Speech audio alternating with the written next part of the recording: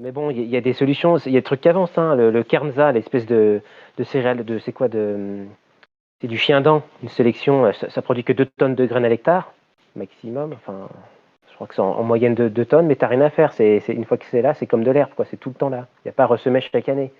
Et dès que c'est céréales vivaces, là, ça devient très intéressant. Il n'y a pas à ressemer chaque année, donc Il moi, y je trouve ça extrêmement a, excitant. il y a Ced Rami qui me demande c'est quoi le DE? Donc, C'est des...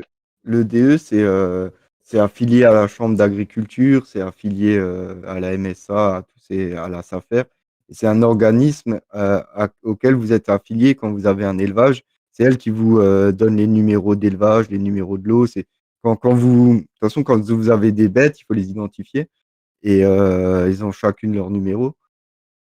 Et c'est chez eux que c'est enregistré, quoi. Vous êtes obligé, vous pouvez pas avoir une chèvre sans identification, comme pour un chien, il sera automatiquement référencé. Et pour les élevages, c'est la même chose. Il faut déclarer ces animaux à cet organisme EDE. C'est comme les ruches, quoi. Mm.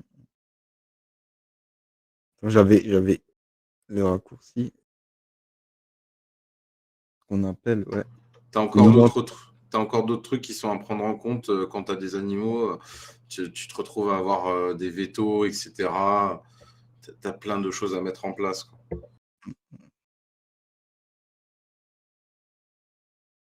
Moi, je voulais vous montrer un petit truc en parlant justement, je reviens sur le coût de la nourriture et j'en discutais tout à l'heure en fait avec Monsieur Houtan sur la partie, on va dire,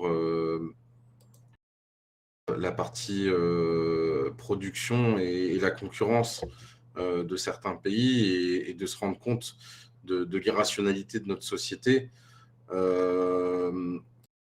Ça serait de parler du cas de l'Espagne. Je ne sais pas si tu en as déjà entendu parler, Fabrice, de la zone qui produit 80% des produits espagnols. C'est Nicolas, Mais- c'est Nicolas, pardon, c'est pas C'est Fabre. Oui, pardon, Fabre, Fabre. Nicolas. Fabre. Ah oui, pardon. Oui, j'ai vu, c'est des serres, partout des serres, en fait, hein, c'est ça? Oui, et c'est dans une zone en particulier. Et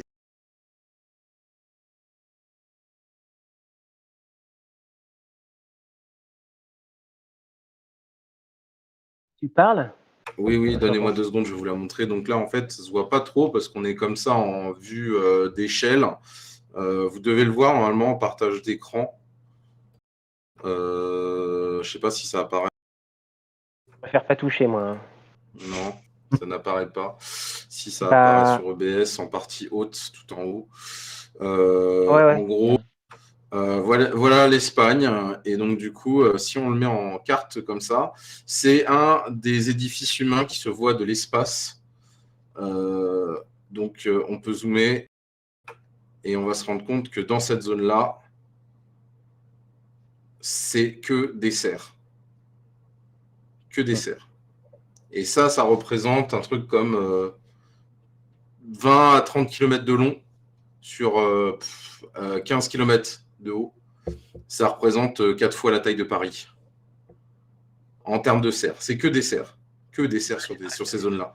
Alors, tu as tous les problèmes qu'on rencontre, nous, déjà dans notre pays, c'est-à-dire tout ce qui va être problème de dumping social à base de personnel qui vient d'autres pays parce qu'ils sont moins chers pour les récoltes, mais c'est exacerbé parce qu'ils sont encore moins chers. Ils dorment directement là-bas, hein, c'est pas la peine d'en sortir.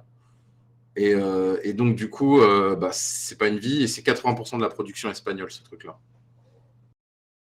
Et c'est ça l'irrationnel. C'est ça l'irrationnel. Pour moi, l'irrationnel, c'est ce qu'on arrive à faire actuellement dans ce genre de situation, quoi. Je sais pas ce On que est vous bon en en pensez. agriculture. On est bon en agriculture. On connaît suffisamment de choses. Le territoire est très bien travaillé. Et le problème, c'est le produit qu'on vend. Après, le problème, c'est l'humain. C'est l'échange. Tout le problème est Tout à là. fait. Le premier lobby au monde, c'est l'argent, donc c'est la confiance. Donc le problème est là. Donc je pense qu'il faut savoir se limiter, genre au nombre de Dunbar, qui est le 120, je crois. C'est le lobe frontal qui définit la quantité de personnes où on peut entretenir une relation.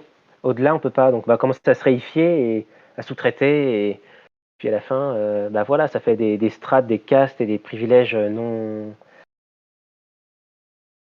Des Après, privilèges. ouais, ah ouais, ouais. Après, tu as aussi la partie, on va dire, quand tu commences à être petit en termes de quantité de personnes, bah, tu as obligatoirement une compensation sur d'autres techniques. Genre, par exemple, je suppose que vous deux, vous devez avoir au moins un tracteur chez vous, quoi. Ouais. Et en fait, quand tu regardes bien, est-ce que ça entraîne est-ce que ça entraîne. C'est pas grave, au pire, on le remettra en lien. Si vous voulez, je vous ferai un lien, on le postera, on trouvera une solution après. Donc, ouais. En gros, ce que je veux dire par là, c'est que bah, tu compenses. Quoi qu'il en soit, tu es obligé de compenser par rapport au. Comment on appelle ça? Tu es obligé de compenser par rapport au nombre d'humains. C'est où tu as plus de personnes sur le terrain. Et donc là, ouais, en effet, là, tu perds peut-être la rationalité par rapport au nombre de personnes que tu as en face de toi. Et dans l'autre cas, bah, si tu t'isoles et que tu décides de mettre moins de monde, la contrepartie, c'est que tu vas mécaniser, tu vas être obligé de traiter. Et ça, c'est problématique aussi. Tu vois, il y a un mix entre les deux qu'il faut réfléchir. Bizarrement, les petites exploitations sont plus productives que les grosses. Et plus ils sont gros, à part les céréaliers, ils galèrent parce que ça coûte très très très très cher leur matériel. Et du coup, ils sont toujours ils sont limite toujours au RSA en fait, mais ils ont des très gros investissements. Et c'est comme si tu rames à contre-courant et t'avances, ouais, à peine quoi, à chaque fois.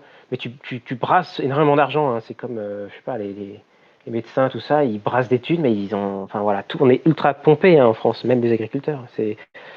On devrait être les plus souverains, les plus autonomes, ceux qui ont besoin de moins d'argent en fait en tant qu'agriculteurs, mais c'est tout l'inverse quoi. Ça devient Ouais. n'importe quoi, tout est inversé. Tout est à cause des villes. Hein. Les gens qui vivent en ville, ils génèrent un monde hors sol et tout est à l'envers. Hein. Ça va être dur de remettre de l'ordre là-dedans. Hein. Enfin, Moi, je suis très inquiet. quand tu appelles la faute des villes, tu estimes que c'est à partir de quand qu'une ville est problématique? Bah, à partir du moment où ils ont fait de la révolution anglaise, hein, la révolution industrielle, puis ensuite française, tout ça, à partir du moment où on amène des gens des campagnes pour aller bosser dans les usines.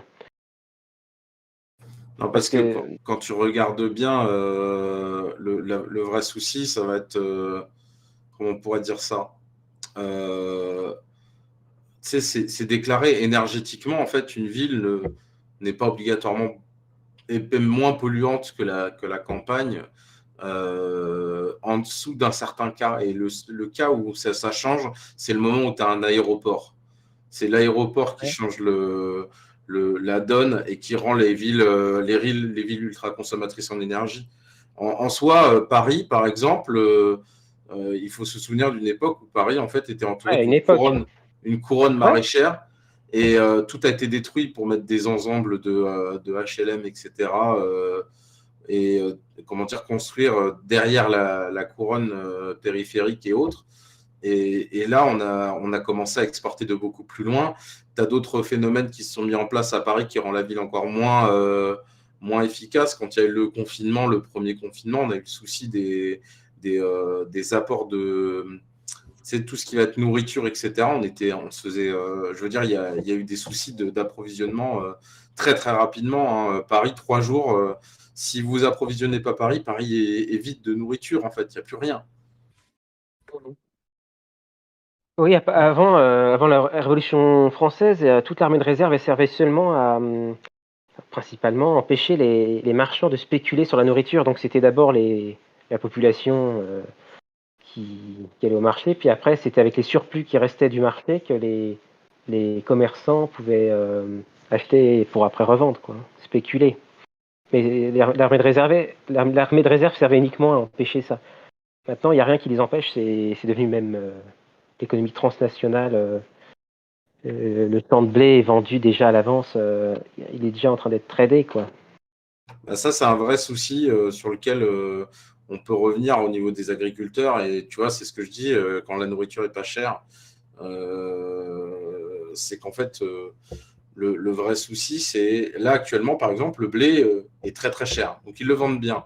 Mais si par exemple, ils ont fait leur stock de produits phytosanitaires, donc d'engrais et autres, à l'avance, parce que là, les prix des produits phytosanitaires a littéralement explosé. Et on est passé c'est un rapport de 1 pour 7, je crois, à peu près, ou de 2 pour 7 au niveau des produits phytosanitaires dans ce genre de situation.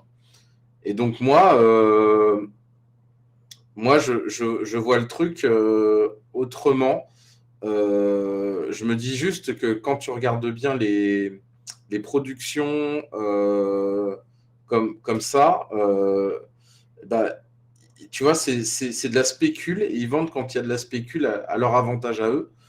Et quand il n'y a pas l'avantage, bah, tu te retrouves avec des crises comme la crise du lait qu'il y a eu il y a quelques années en arrière, où il y a eu masse d'agriculteurs qui se sont suicidés parce que fallait rembourser les traites, parce que ça fait partie des autres secteurs d'activité où tu as des forts investissements, tu as de gros investissements qui sont mis en place, quoi. Donc, je veux dire, le monde en fait agricole, il est pas payé en fait à sa juste valeur. Et quand moi je dis payer à sa juste valeur, je trouve ça complètement hallucinant, parce que l'argent en lui-même, finalement, ça devrait même pas être le cœur de la guerre en fait. Oui. Bah oui, tout à fait. Tout à fait. Le problème, c'est les intermédiaires. C'est les marchands, et finalement, c'est les gens qui ont besoin des marchands, c'est les gens dans la ville. Ils dépendent du mec qui va lui vendre le blé, ce ne sera pas l'agriculteur. D'ailleurs, les Le problème est là. agriculteurs en eux-mêmes commencent à faire que beaucoup de ventes, en fait.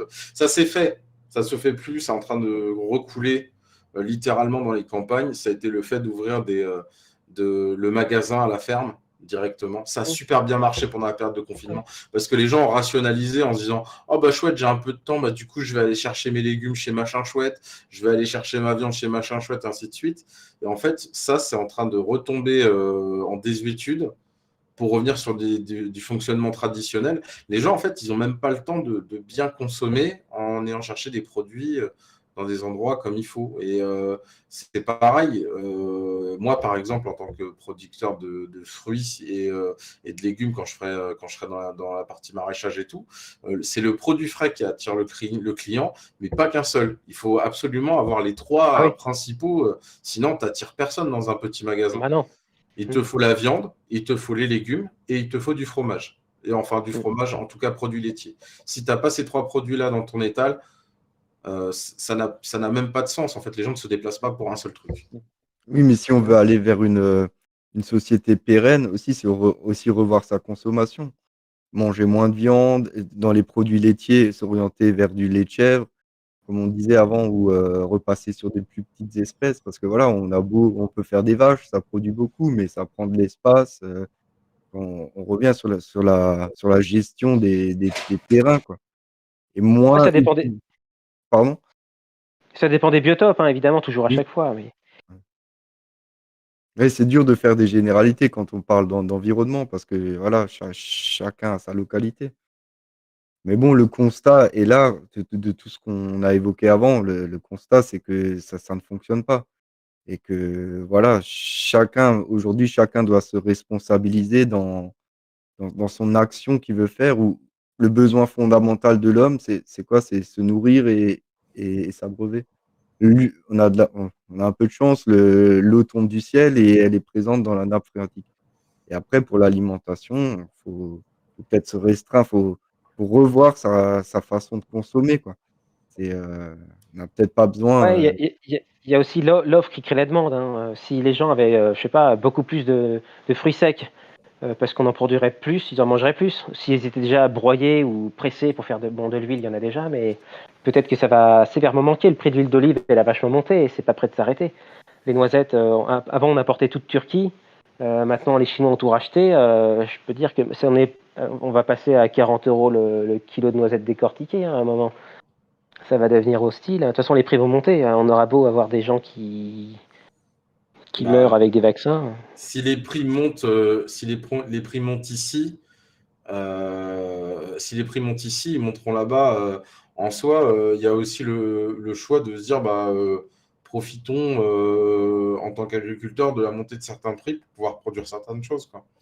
Ouais, ouais, c'est sûr. Ils le savent, chacun, Nutella, la noisette particulière de Nutella, les usines de Nutella, elles en ont besoin. T'inquiète pas qu'ils vont te demander si tu en as, quoi. Mais après, il Ouais, faut ils ont des des contrats. surfaces conséquences pour pouvoir leur dire, Ouais, bah, ouais. je vous en vends, quoi. Ouais, ils ont des contrats, c'est très fixe, c'est très fixé. Nous, si les prix des matériaux montent, c'est parce que les Américains ont déjà passé leur contrat, mais pas la France. Les Américains, les Chinois, tout ça, ils nous ont devancés sur la crise qui est là, en fait. Nous, on se tape une grosse inflation qui est pas près de s'arrêter, mais Mais eux se la tapent aussi, en fait, hein. Quand tu regardes bien, en fait, on nous parle. Ça, c'est inquiétant, je te l'accorde, mais on est quand même à 100%, 120% d'endettement sur le PIB. Les États-Unis sont à 300, hein. ouais, je sais, Le le Japon est à Japon, 300 aussi, hein. Tu vois ce que je veux dire? En gros, ce que je veux dire par là, c'est que c'est bien de dire ouais, oh là là là là, c'est dramatique, on est dans une situation dramatique ici, mais la situation, ce qui fait la valeur du dollar, c'est la croyance dans le dollar. Le vrai souci actuellement, c'est qu'on a des soucis de cet ordre-là, hein. C'est de vendre des produits à des gens pour moins cher. Ah, il a changé de tête. non, non, c'est le chien, je peux plus m'empêcher. C'est sa grosse tête juste à côté de moi. Ah bon, donc Bon, excusez-moi. ouais, du coup, je reste là à me dire que il y a de bonnes choses qui peuvent qu'arriver au niveau de ce genre de situation, au niveau des gens qui vont s'installer et tout. Maintenant, faut faire attention, c'est aux profiteurs de guerre et des situations comme celle-là. Moi, j'ai été en stage de maraîchage pendant une semaine chez quelqu'un et quand tu regardes, bah, en fait, c'est pas facile tous les jours pour lui. Ils arrivent à deux sur 5000 mètres de terrain à se maintenir à un niveau de salaire correct pour ce qu'ils peuvent avoir, c'est-à-dire pas un SMIC, un peu plus qu'un SMIC.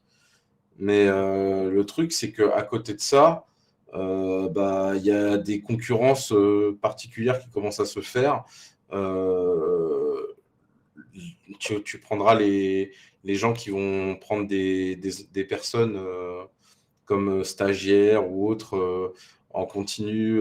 Tu sais, des gens qui sont au chômage, par exemple, et qui vont qui vont être mises en fait directement sur ce genre d'activité en disant ah bah tu pourrais faire ça en fait devenir agriculteur etc. Va travailler et en fait le truc c'est que du coup les ventes de paniers quand tu fais de la map parce que là c'était son fonctionnement à lui c'était surtout de la map il vendait sur 4 ou 5 AMAP et d'ailleurs ça lui prenait son jeudi après-midi de 15h je crois jusqu'à non plus tard que ça 17h jusqu'à il rentrait chez lui à 22h en fait le jeudi tous les jours. C'est son rythme global. Et en fait le truc c'est que bah il y a certaines AMAP qui cassaient les contrats en disant bah mais moi j'ai trouvé à beaucoup moins cher, j'ai 5 ou 6 euros du panier. Et en fait 5 ou 6 euros du panier, bah, ce qui explique le prix, c'est que c'est des gens qui font ça sans être payés quoi en fait. bénévolement. Ouais. Oui, C'est mais oui c'est ça. quel plaisir aussi de pouvoir de se sentir pas utile, mais dans le Ah faire. ouais.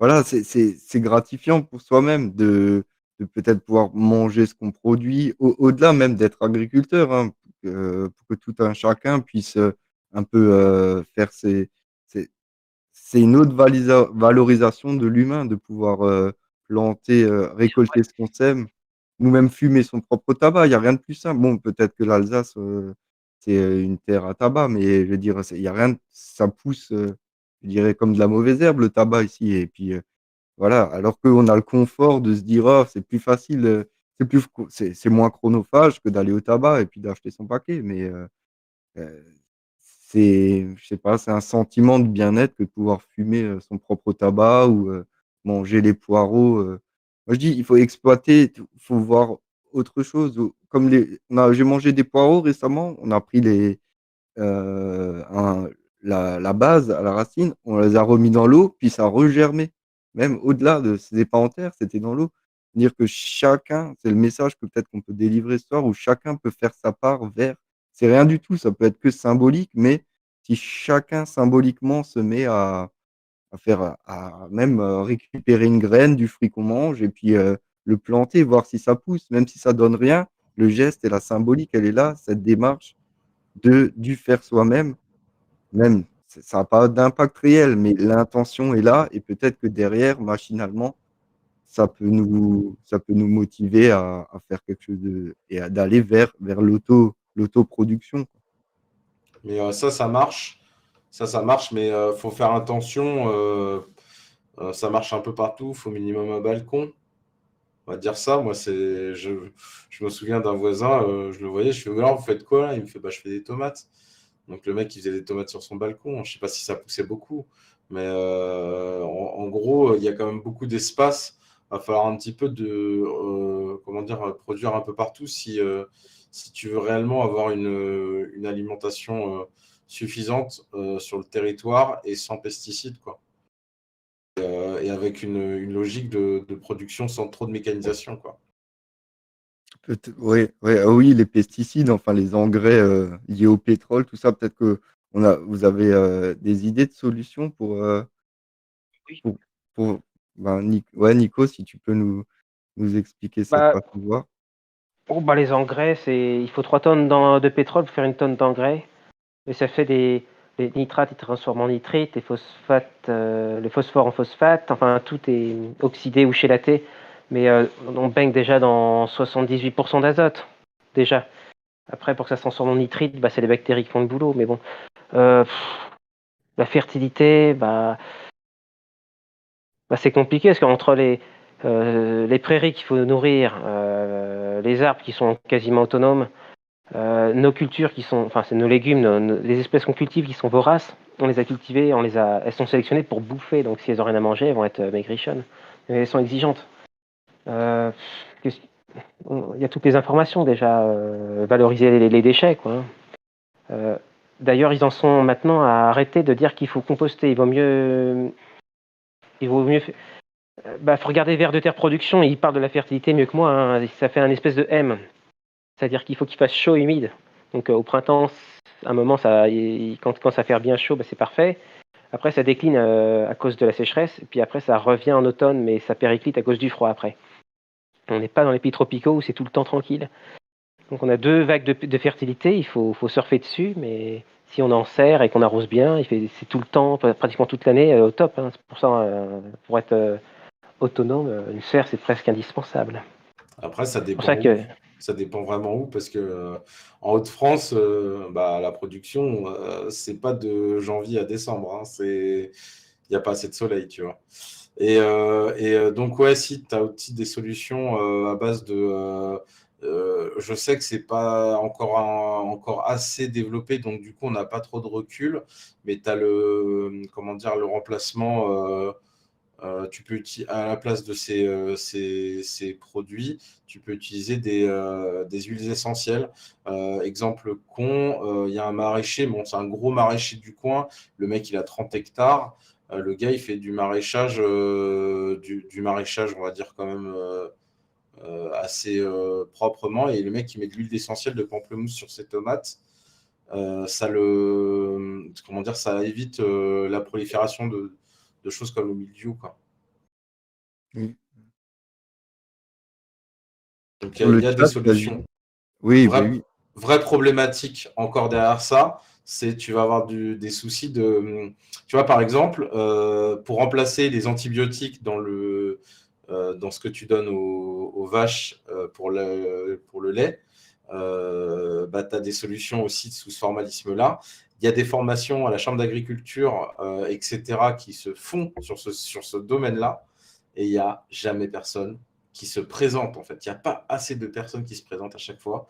Faut vraiment un renouveau, en fait, des personnes. C'est trop facile. En gros, tu vois, c'est un peu comme… c'est le problème de la situation, c'est quand tu es agriculteur, tu as ta manière de faire, et puis si ça marche, pourquoi tu vas en changer, quoi. Et donc, oui, du coup, il y a pas mal d'agriculteurs qui restent sur leur technique. Parce que si tu varies de technique, tu vas varier tes productions, et varier tes productions, c'est pas bon. Parce que quand tu as un client en face de toi, imagine tu as des tomates une année et tu fais 4 tonnes de tomates, comme avait fait le maraîcher chez qui j'étais, et l'année d'après, il a que 500 kilos de tomates parce que bouffé par le mildiou de partout. La seule solution, c'est souvent de régulariser tes productions. Et lui, tu vois, par exemple, c'était pas son choix. Son choix, c'était de dire, la production, c'était de prendre comment on appelle ça, tes légumes, et si ça pousse, ça pousse. Si ça pousse pas, c'est un essai. On essaiera pour la prochaine fois d'améliorer le truc pour que ça repousse, etc. Je veux dire, les plantes, c'est un peu comme toute espèce. En fait, leur objectif, c'est pas de nourrir quelqu'un. En fait, leur objectif, c'est de proliférer. Comme tout le monde d'ailleurs, hein. Toute espèce, elle voit la prolifération. Et en fait, le truc, c'est que, imagine, tu as un coup de cagnard, il fait chaud d'un coup sec, la plante monte en stress, et derrière, paf, ça pousse directement, ça germe. Donc, du coup, tu n'obtiendras rien de cette production-là, par exemple. Et ça, c'est indépendant de toi. C'est aussi une des parties qui pose problème dans ce qui va arriver dans les années à venir avec le changement climatique. Et ça fait partie des grosses problématiques que tu vas avoir sur les parties des productions, tout ce qui va être de production végétale. Et Ça, faut après, faire de tout. oui. Et moi, je rajouterais même que la symbiose est, comme tu dis, chaque espèce est vouée à la prolifération, mais ça veut pas dire forcément de la concurrence, quoi. Et comme dans une forêt où tout est relié par les réseaux mycéliens, on peut voir dans le jardin qu'il y a de l'entre entre certaines, peut-être pas entre toutes, mais il peut y avoir de l'entraide entre certaines espèces, tout. Et tout est en symbiose. Les espèces, ils s'aident mutuellement, que ce soit entre l'arbre et le champignon ou des choses comme ça. Il faut justement orienter son agriculture en fonction de ces symbioses qui peuvent se créer, mais ça demande cette connaissance de génétique des plantes. Ouais, c'est pareil pour l'humain. Il lui faudra plus de temps pour savoir vivre avec lui-même sans faire la guerre. Je crois qu'au Guatemala, ils sèment un champ pendant 30 ans, ils font que de ramasser dessus. Ils le sèment en une fois. Donc après, ils coupent tout, ils brûlent, et ils recommencent. Mais ils sèment en une fois. C'est la classe. Si on pouvait faire des trucs où on fait peu d'actions, on récolte. Je suis convaincu qu'on peut arriver à bosser très peu, comme au Moyen-Âge, 2-3 heures par jour, peut-être 4 dans nos pays froids, et éviter de détruire l'environnement ou produire et vendre, enfin faire n'importe quoi en fait, exporter. Ça peut être justifié, mais c'est rarement le cas. Il y a trop d'argent à se faire en tant qu'intermédiaire.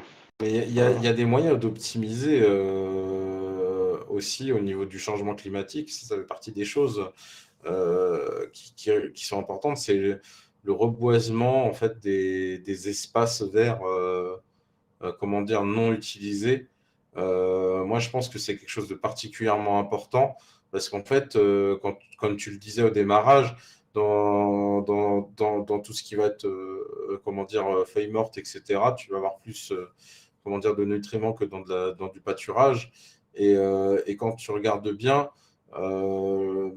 il faudrait tendre en fait à reboiser et aller vers des systèmes un petit peu d'agroforesterie aussi. Je sais que ça plaît pas aux agriculteurs de plein champ parce que les agriculteurs de plein champ, ils ont leur surface et ils veulent pas en bouger. Mais moi, je suis là, je trouve pas que ce soit une bonne solution, quoi. Il y a une enveloppe qui est réservée à l'agroécologie en France, où tu fais des lignes d'arbres tous les. C'est entre les. Enfin, je sais plus combien d'espace il faut entre leurs lignes, mais bon, il y a une enveloppe qui est réservée à ça pour des aides en fait, et elle n'est jamais touchée en France, jamais, jamais. Ça représente des quantités de sommes énormes, mais personne n'en fait de l'agroécologie. C'est triste. Au début, ils ont essayé, mais ils ont dit on va faire plein de thunes, on va faire plein de noyers. Ils ont planté des milliers de noyers, mais ça demande quand même un peu d'exigence, un noyer. Le bois de noyer, tu sais, le fût, le tronc d'un noyer, ça coûte, c'est super cher. Donc ils ont fait du noyer à bois, cultivé in vitro, qui fait pas de noix. C'est du noyer à bois, ça s'appelle. Ouais. Et comme c'est juste des céréaliers, des agriculteurs, ils sont pas mis à arroser, ils ont pas fait ce qu'il faut. C'est particulièrement exigeant le noyer, il faut pas se rater. Et du coup, gros échec, et on s'est jamais relevé de ça, hein, on en est resté là. L'agroécologie en France, c'est resté à des lignes de noyers qui ont séché, quasiment. Il n'y a que très très peu d'exploitations qui pratiquent l'agroécologie, quoi. C'est ahurissant, ahurissant. Le retard qu'on a par Et rapport aux pays anglo-saxons.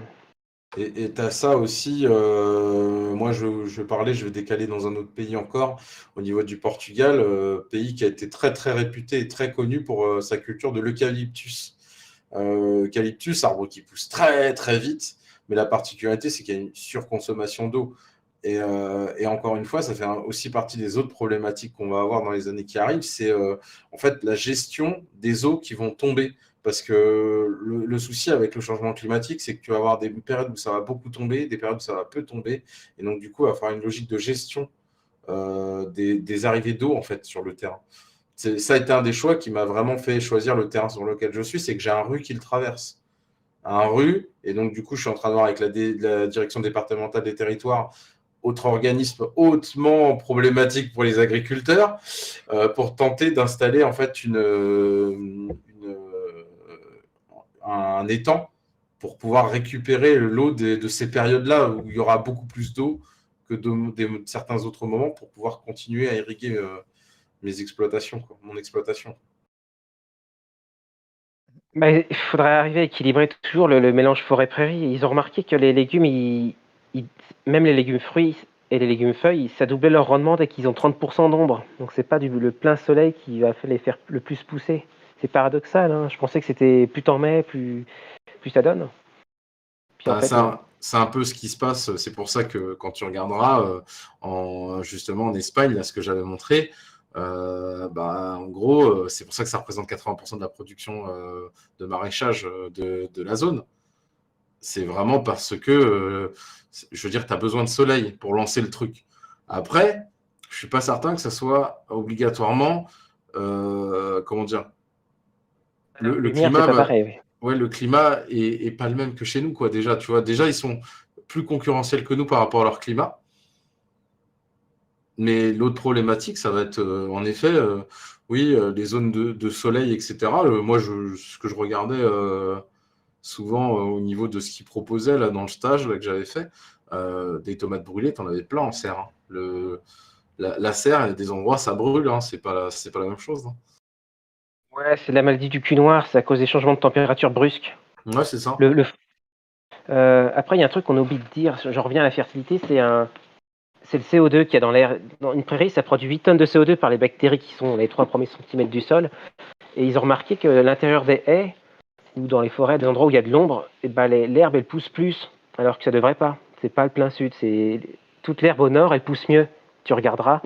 Et c'est parce que il y a moins de circulation d'air, c'est plus protégé, du coup le CO2 reste plus longtemps et du coup les plantes en profitent plus, tout simplement. Donc si on fait des coupes-vents, des trucs comme ça empêche le CO2 d'être chassé, parce que c'est un gaz lourd, hein, mais il est vite emporté. Et s'il reste longtemps au sol, ça profite aux plantes. Voilà, enfin, on suppose que c'est ça. Les Anglais qui font des petites buttes surélevées, là, des fois ils mettent des petites barrières en plastique, comme si c'était des animaux en fait qui doivent pas s'évader. Et c'est pour empêcher le vent, en fait, ça séquestre le CO2. Et du coup, ça stagne là-dedans comme une bassine, et puis les légumes poussent plus, ils ont remarqué. C'est des petits détails, hein, c'est peut-être du 10-20%, mais c'est pas rien finalement sur des grosses cultures. Alors que c'est juste des coupes-vent, quoi. J'ai pu observer, maintenant, au début, je faisais que du jardin. Je me focalisais sur les légumes. Après, j'ai mis un arbre, j'ai vu que ça poussait mieux. Et après, la seconde étape, ça a encore été de faire plutôt un jardin potager. Et j'ai Mm. vu peut-être l'incidence, je sais pas, mais peut-être que lier les fleurs et les plantes non comestibles avec certains légumes, ça crée une plus grosse cohésion dans le sol. Mm. Bah, Ouais, il y tu a as des le fait plantes qui de sont très. mélanger. Ouais, c'est ça, tu as le fait de mélanger sur tes productions, comment dire, en mettant plusieurs variétés aux mêmes endroits, tu peux réussir en fait comment dire, à améliorer tes rendements de production par rapport aux apports de chacune d'entre elles. Ce que tu voulais dire J'ai vu. peut-être? Sabre. Mmh, mmh, mmh, mmh. euh, Ouais, c'est pas ce que j'ai vu dans des études apparemment. Alors je crois que le plus flagrant c'est le tournesol quand tu le mélanges les variétés. il perd 47% de rendement par rapport à si tu mettais que la même variété. Alors, c'est comme si, enfin, je parle des variétés, hein, pas des différentes espèces. Oui. Les différentes espèces, c'est vertueux parce que bon, ils vont avoir des enracinements différents, puis le prédateur, il va un peu se perdre là-dedans. Mais si tu, je sais plus où je voulais en venir. C'est surtout les. Est-ce que tu parles de tournesol, de plusieurs variétés de tournesol au même endroit, C'est ça. ou est-ce que tu parles de. Moi, nous, on parle plutôt de, tu sais, de production où, par exemple, tu allies 3 types de variétés différentes. Pas obligatoirement du tournesol au même endroit. Évidemment, le truc, c'est que du coup, ça se fertilise pas pareil si tu mets 3 ou 4 types de tournesol au même endroit. Évidemment, ils se fertilisent peut-être pas pareil, donc du coup, t'as pas obligatoirement. Là, ça semble peut-être plus compliqué. Non, apparemment, c'est pas une histoire de fertilité, c'est une histoire de compatibilité. C'est comme les humains, quand ils sont très proches génétiquement, ils font plus de petits parce qu'ils font plus confiance. Tu sais, quand ils se reproduisent entre cousins, là, comme les Turcs et tout ça.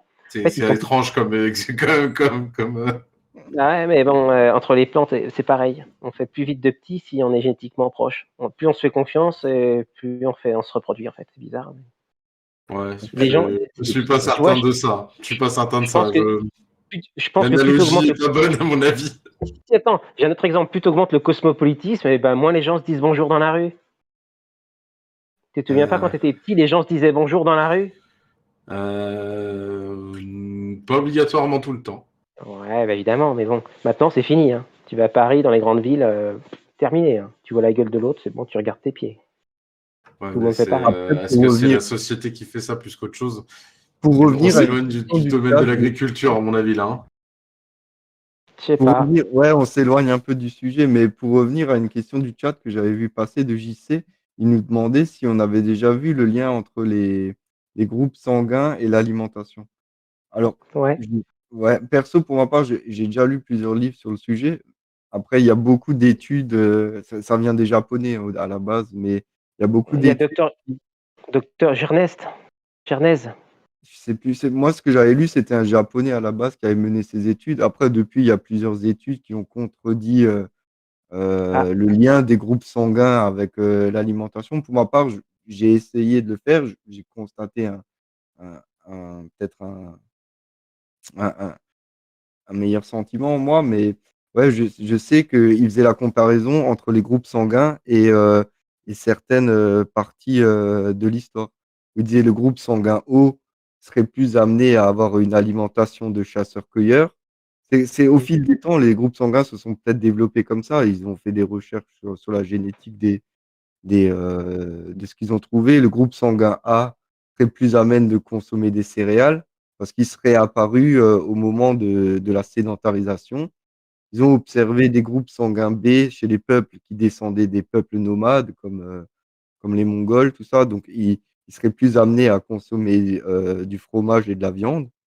Et le groupe AB, qui serait un groupe sanguin assez récent, il serait amené à avoir une plus grande diversité alimentaire.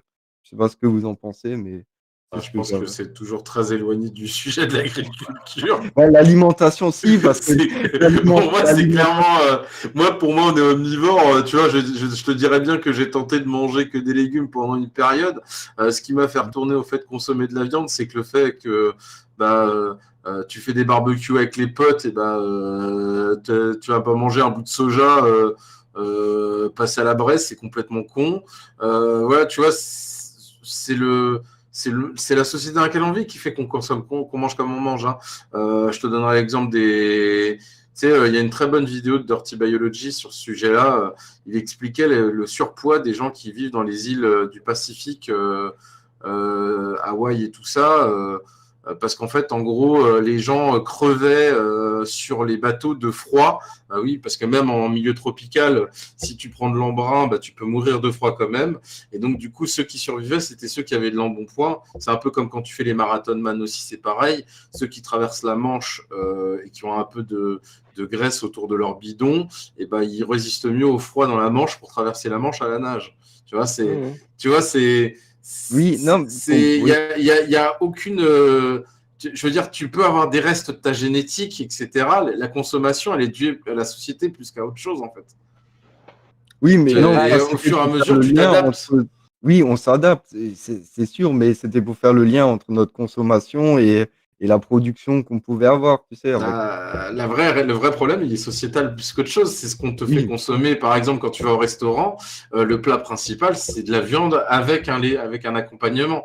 C'est l'accompagnement, tu vois ce que je veux dire? oui, mais peut-être que notre demande est pas forcément en corrélation avec notre besoin. Moi, je C'est dis, pas une demande, c'est pas une demande, c'est imposé. une envie, C'est oui, imposé. C'est parce que imposé. On nous l'impose. Quand tu vas chez McDonald's, on Oui. t'impose ce qu'il y a. Tu vois, tu vois, est-ce c'est qu'on est, c'est un pas. besoin d'aller chez McDonald's? C'est un besoin Quand créé. je te donne McDonald's, je peux te donner n'importe quel autre exemple. La réalité, c'est Oui, qu'en bien sûr, fait, mais c'est un besoin qui est créé. ce qui va être important, ça va être la viande parce que c'est le plus cher du truc, en fait. Et le Oui, reste, après, sauf que c'est pas ça. Et d'ailleurs, il y a quand même quelques changements. On peut pas le dire, mais tu vois, par exemple, ne serait-ce que des plats par du filet végétariens, au tu fish. commences à en avoir dans toutes les cartes. Mais en fait, tu as un plat végétarien pour 40 plats autres, tu vois. Oui, C'est ça le vrai souci de la situation, c'est qu'on t'impose du coup un choix sur un truc avec de la viande contre un autre choix, ou deux, si. peut-être Moi, trois, j'ai t'as fait de la la chance. démarche de, moi, j'ai fait la démarche je sais pas, de se réfléchir sur notre consommation. Tu vois, on a on a un système digestif qui est proche de celui des grands singes. Quand on observe autour de nous, je pense qu'on ressemble physiologiquement aux grands singes et les grands singes, ils mangent de la viande, certes, mais voilà, ils vont chasser un autre singe une fois dans le mois. Tu vois. Donc, ces besoins-là qu'on a inscrits dans notre inconscient, est-ce qu'on est obligé de les suivre ou on peut faire la démarche de réfléchir sur sa consommation, quoi. On sera toujours tenté de bouffer de la viande parce que les hormones sont dures à créer. Donc, quand on les bouffe de la viande, elles sont déjà dedans. Donc, le corps n'a pas à les créer. Elles sont déjà là. Il C'est y a comme le tout dans sport la qui crée. viande. Il y a tout dans C'est la comme... viande. Ouais, c'est ça. Ouais, ouais, Il ouais, y a ouais. tout dans la Donc, viande. bon, Tu très pourrais vivre tentant. en mangeant que de la viande, hein. Il y a Oui, tout oui, bien dedans. sûr. Mais Sauf que le oui. problème, il est concentré d'une manière qui finalement en fait joue contre nous. Tu vois, c'est un peu comme le plastique dans les océans. En fait, les produits qui sont transmis, en fait, en gros, tu sais, c'est quand tu remontes, alimentairement, tu sais, dans le règne animal, tu vois, tu as moins de captation dans les végétaux, plus de captation dans ceux qui sont mangés par les végétaux, et ainsi de suite. Et celui qui chope le plus de merde, en fait, c'est celui qui mange celui qui a capté le plus derrière, en fait. Tout à fait. Les Inuits, ils ont le même QI que nous à peu près, mais ils sont plus en retard pour donner la réponse parce qu'ils ont plein de plomb dans le cerveau, quoi. Ils ont une sorte de saturnisme à force de bouffer de la graisse de phoque pleine de plomb, là, ou je sais pas quoi, ou Je crois je pas sais pas trop dans quoi. le QI.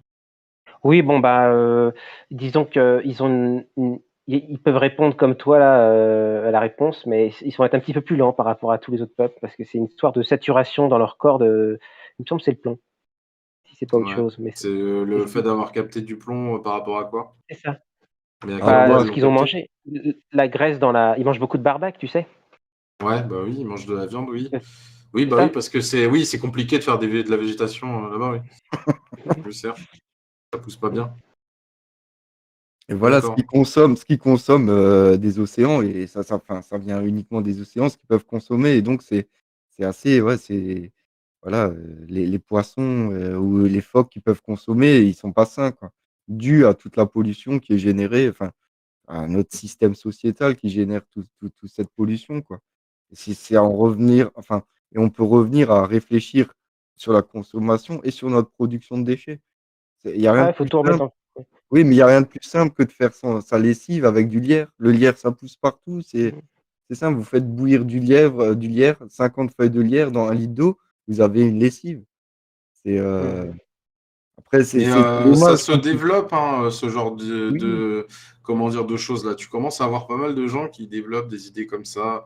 Tu as le fait de faire son propre pain, le fait de faire ci, de faire ça, etc. En fait, le souci de ce genre de choses, c'est que ça demande du temps. Et en fait, on Mmh. nous en donne de moins en moins avec la situation de la société. Et quand je dis nous, c'est dans l'ensemble. C'est-à-dire qu'en gros, on travaille de plus en plus, je trouve, à finalement, tu regardes, imagine, moi j'ai eu une époque, j'étais chef de chantier. Cette époque-là, je partais de chez moi à 5 heures du matin, je rentrais à 20 heures. Quand tu fais de la bouffe, il y a beaucoup de conserves, etc. Parce que t'as pas le temps. T'as pas le temps. Et en fait, c'est pour ça, tu vois, ça fait partie du projet en lui-même. Moi, je trouve une rationalité au projet. Ça va me prendre plus de temps. Mais après, en soi, quand tu dépasses cette partie-là de temps, ça reste rationnel, en fait. C'est de la rationalité, en fait, plus qu'autre chose, en fait. C'est difficile d'équilibrer Chronos et Kairos, hein. Arriver à être, soit tu cavales pour ramener des ressources, soit tu prends les ressources qui sont là, puis tu fais le truc. C'est vrai que bien tirer profit de son environnement, c'est beaucoup de. Bon, ça aide pas les autres, mais ça t'aide toi déjà, quoi. Si tout le monde, on peut rien faire en ville de toute façon. Ces gens-là, ils tirent tout le monde vers le bas, quoi. L'ennemi, c'est les autres, quoi. Enfin, Bah, tout le monde va en ville, tout le monde va en. Qu'est-ce que tu veux créer un monde en ville? Ils peuvent aller sur Mars s'ils veulent, mais ou sous la mer, mais ça n'a pas de sens, tu vois. moi, je pense que la solution viendra de tous et pas que d'une seule personne. Bah, En fait, en les tout gens, cas, ils ça dépendent. sera plus facile de la faire à plusieurs que de la faire tout seul. Ils Donc, sont en obligés soi, d'esclavagiser. Ils sont obligés de faire bosser des machines ou des gens à leur place pour rester en ville, en fait. À faire du secteur tertiaire, tu sais, des services. Donc ça, c'est un serpent qui se mord la queue et puis il faut plein d'esclaves pour te faire tourner le machin. T'as un tiers des métiers qui sont purement administratifs. Enfin, c'est une usine à gaz, le machin. Ça pollue. Enfin, moi, je trouve que ça pollue. Les gens se déplacent pour rien. Ils s'achètent des trucs. Ils tournent en rond pour rien là-dedans en ville. C'est une catastrophe. Pour moi, c'est un artefact préhistorique, forcément. Ça, tu peux pas durer dans le temps, ce machin. Ou alors, ça va tout recouvrir la planète. Et oui, il faudra se casser un moment, tellement on aura tout détruit. Non, le mais seul de toute moyen, c'est de. façon, Il on se faut se cassera un moment. réétaler dans. Bah, pas forcément. Enfin, moi, je reste. Enfin, je suis pas sûr. Oui, bah, peut-être un moment, oui, mais Quand tu à auras cause d'un des moment. endroits qui seront trop chauds, tu seras obligé de partir. Oui, bah, comme on a toujours fait, on s'est toujours déplacé quand il y a une ère glaciaire ou un pépin. On se Mais ça déplace. se Et joue, voilà. ça se joue de la faute à qui, en fait, plus que des gens qui vivent en ville. Ah bah, quand c'est des gros trucs comme ça, bah, et au lieu de faire les cons avec l'argent, là où bah, on devrait prévoir le coup, quoi, au lieu de se tirer la bourre entre nous, on devrait collaborer pour prévoir justement des cataclysmes, tu vois, en créant des trucs sous terre ou des serres enterrées, tu vois, des trucs qui sont plus résistants ou des trucs qui flottent, tu vois, qui résistent à des inondations, des trucs amphibiques, au lieu de Il se y a, faire il y a tous. Cédric, il y a Cédric, excuse-moi si je prononce mal, qui souhaiterait intervenir. Qu'ils puissent monter. Je vais le faire monter. Bonsoir Cédric. Salut. Il souhaiterait intervenir. Yep. Ah, on t'entend mal par contre. Allô? Bonsoir Cédric. Oui, bonsoir. J'entends à fond, faut que tu coupes ton retour. Tu as le retour de YouTube peut-être. Ouais. Ah, ouais, attendez. Je coupe. Hop là, vous m'entendez? On t'entend Oui, bien. oui, on t'entend. Tac. Ouais, alors c'était juste deux, trois trucs, précision ou machin. Alors du coup, il y a déjà sur l'agroforesterie. Alors juste attention, agroforesterie, c'est pas pareil que l'agroécologie. Enfin là, l'agroforesterie peut faire partie de l'agroécologie, mais voilà, l'agroforesterie, c'est vraiment précisément les arbres, que l'agroécologie, c'est plus global.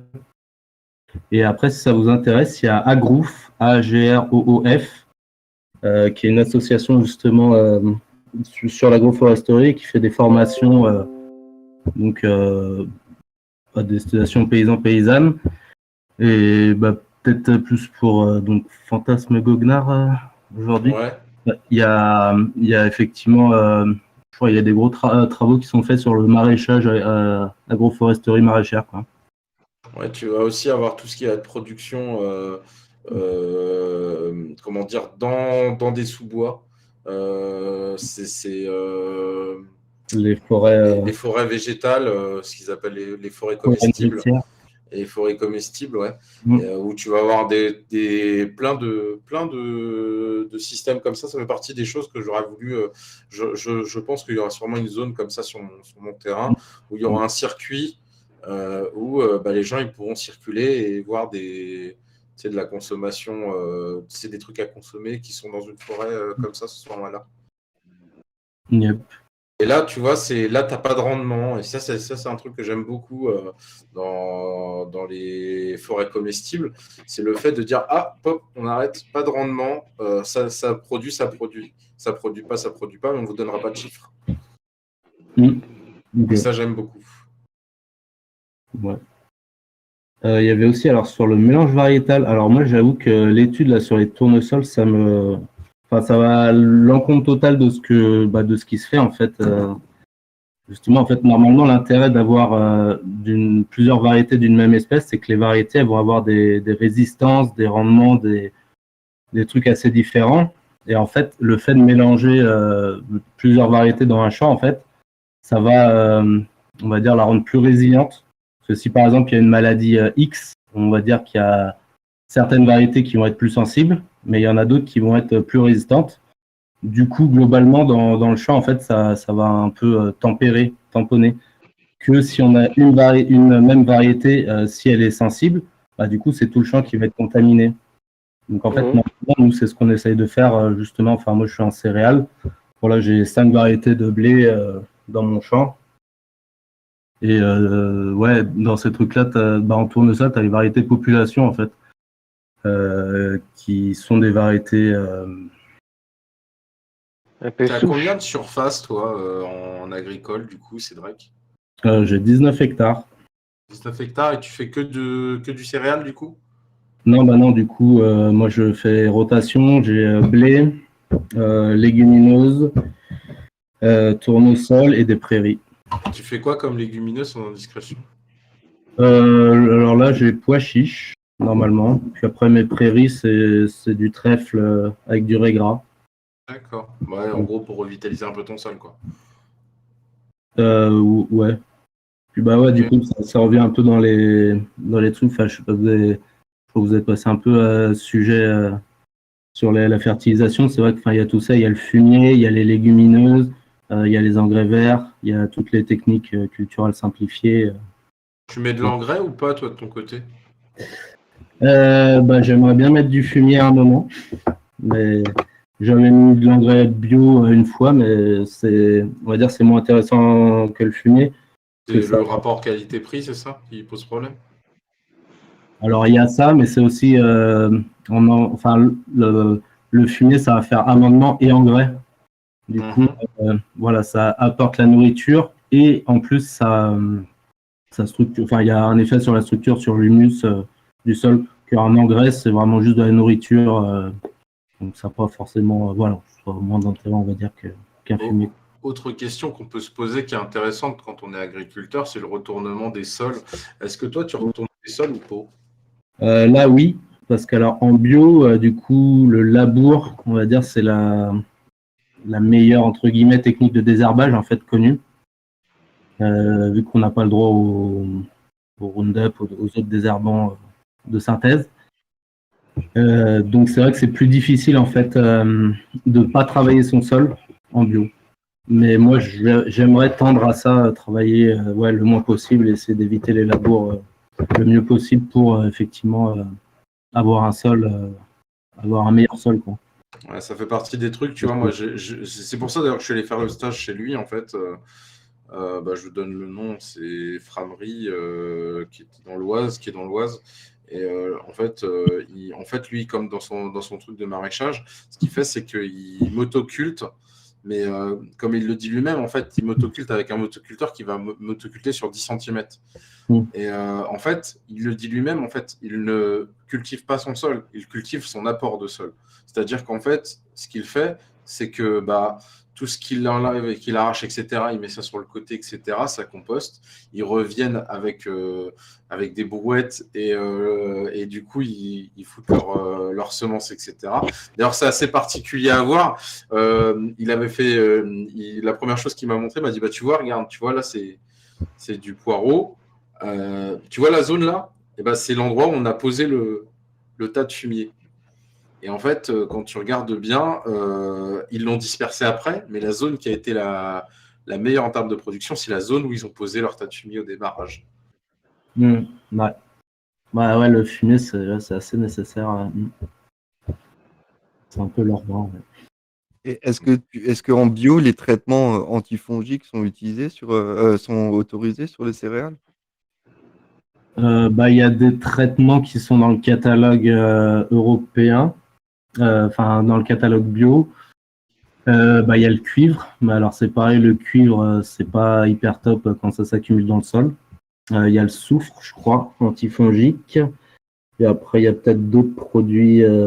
Après, je crois que c'est comme Monsieur N disait, il y en a qui commencent à essayer les huiles essentielles, les préparats de plantes, enfin ce qu'on appelle les préparations naturelles peu préoccupantes, PNPP, enfin les purins, les trucs comme ça. Après, voilà, c'est pas forcément hyper développé, vu que ça intéresse pas forcément l'agrochimie. Mais sinon, ouais, on va dire euh, le levier contre les maladies, c'est déjà avoir des variétés résistantes, le mélange variétal, les rotations. Et ouais, on va plus jouer en amont qu'en curatif, quoi. On va essayer de faire en sorte qu'il y ait le moins de champignons qui ait l'occasion d'arriver, quoi.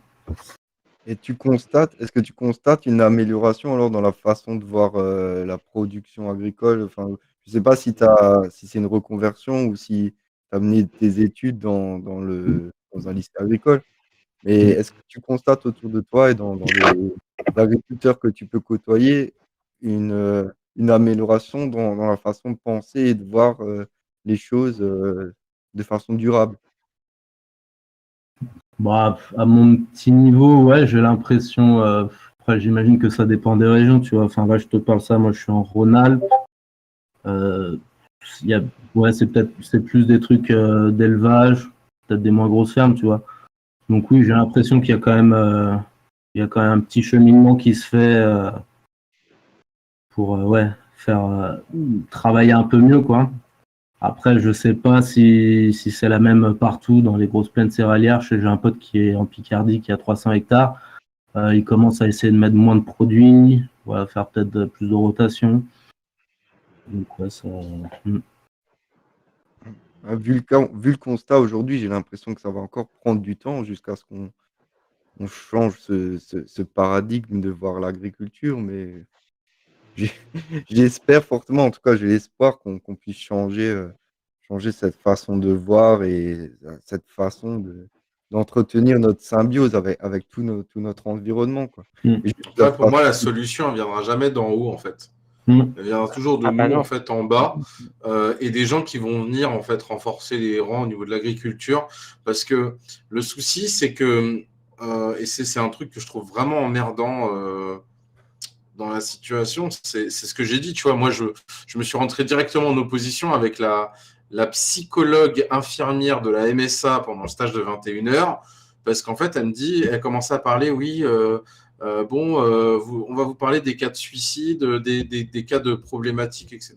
Et en fait, mais elle ne peut que parler de ça. C'est pas elle qui va t'aider en étant au-dessus, tout simplement parce que comme elle est dans une situation où elle est, tu sais, dans la partie haute de la strate, et en fait, elle est là pour régler le problème après. Mm. Et en fait, si le problème n'existait pas, elle n'existerait même pas, en fait. Elle ne serait même pas à ce Mais poste-là. Et du coup, moi, j'en reviens aux problématiques d'être rémunéré en grosse partie par les aides gouvernementales et les aides européennes. Mm. Et ça, c'est moi ma vraie problématique actuellement au niveau du monde agricole, c'est que sans ces aides-là, il y a beaucoup d'agriculteurs qui n'existent pas parce que la ah production, elle bah, n'est pas vendue à son juste prix. Et en Mm. fait, on paye d'un côté pour redonner de l'autre, alors qu'en fait, peut-être qu'en payant directement les personnes, en fait, tu ne vivrais pas dans une situation de stress à la production, etc., que tu as actuellement. et pour ça, il faut que les gens quittent les villes, hein, c'est tout. Mais Comme c'est- ils les quitteront ou pas, on pourra seul ou, l'avenir pourra ou- nous le ou dire. qu'on redéfinisse l'espace en ville, quoi. Voilà, Ouais, qu'il y ait une ou autre l'espace à la campagne. Ouais, ça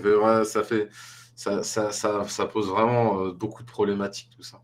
il y a les berges de la Seine, les berges des grands fleuves qui sont en ville, qui sont utilisées pour faire joli, quoi. Alors que ça pourrait être très bien être des lieux de plantation. Enfin, on n'utilise pas assez les espaces Bah, en ville, quand tu Clairement. plantes des arbres fruitiers, tu les retrouves morts parce que ça fait concurrence au petit marché à côté du mec qui achète ses légumes, tu vois, comme tout le monde. Ils achètent, ils revendent, c'est un vendeur. Donc quand il y a un figuier qui pousse à côté du l'endroit où il vend ses figues, bah, ça l'arrange pas. Ouais. Donc en ville, comme la rareté, c'est la valeur des choses, plus tu vas en ville, plus les choses sont chères, plus c'est le monde des marchands, en fait. Ça pousse autour du ghetto et ça n'a pas de sens. Ce truc, c'est un cancer.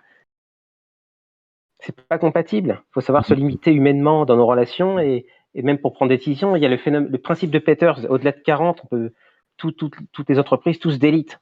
Donc il y a des trucs il y a des nombres, il y a quelques trucs à respecter pour refaire société, je pense, mais en coupant l'herbe sous le pied de ceux aux intermédiaires, quoi. Et il y en a De mon besoin, point de tu vue. vois.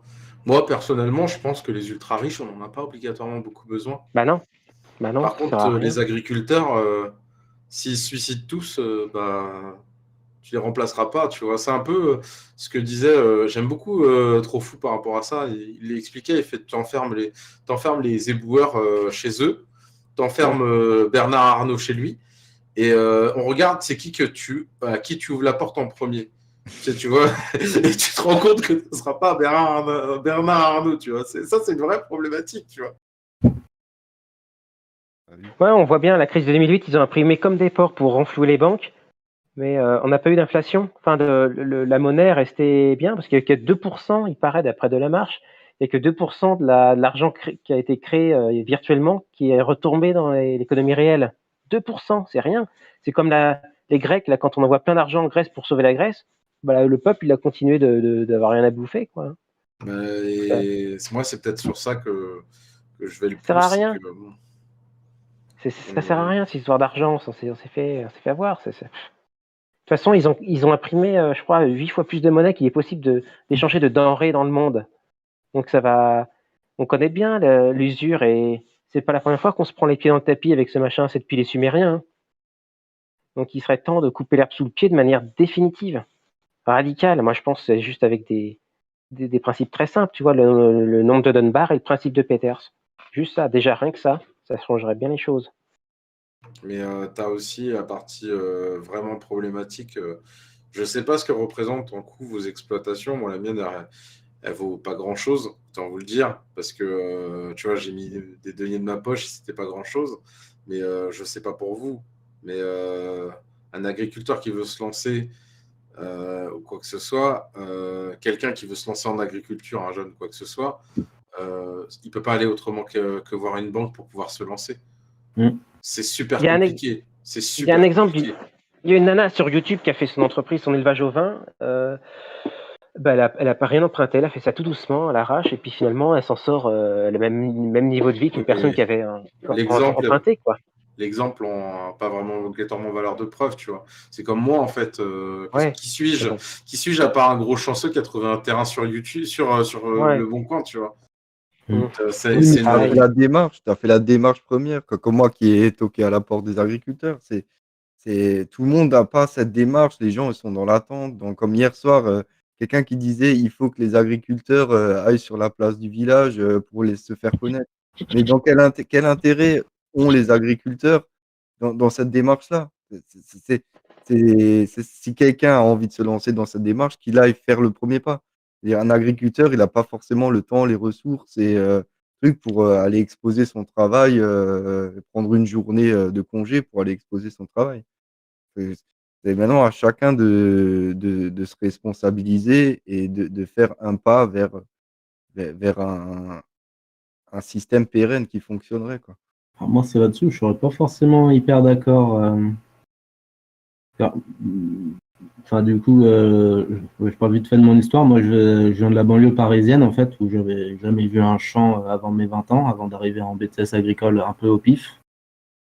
Et c'est vrai qu'en fait, enfin, je me suis rendu compte que on n'avait absolument aucune.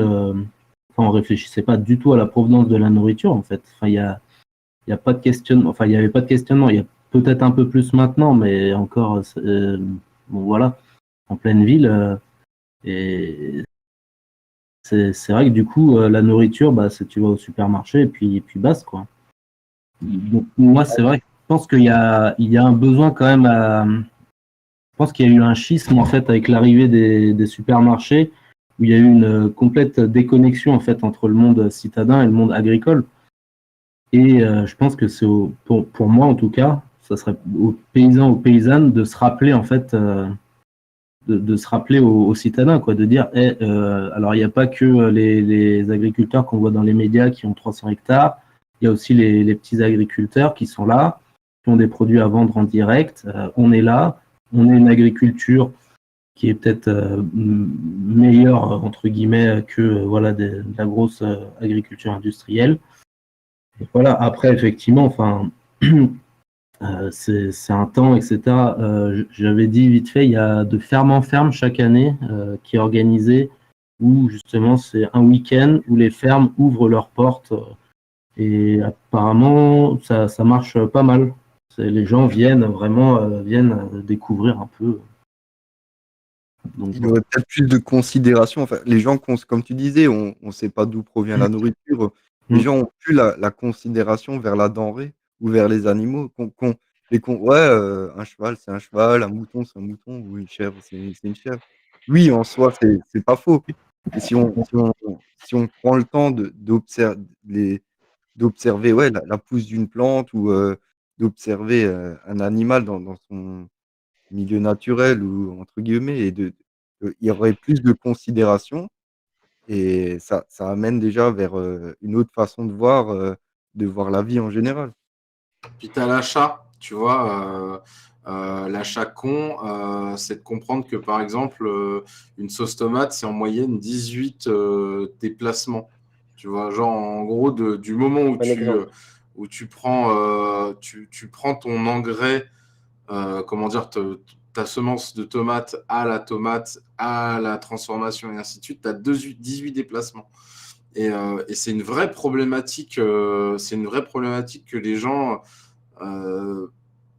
C'est trop facile. En fait, la société est trop facile actuellement par rapport à ce genre de choses et tellement difficile à côté d'autres que, bah, évidemment, c'est trop simple de s'orienter vers là. Moi, je peux le comprendre, en fait. C'est très facile de comprendre ça.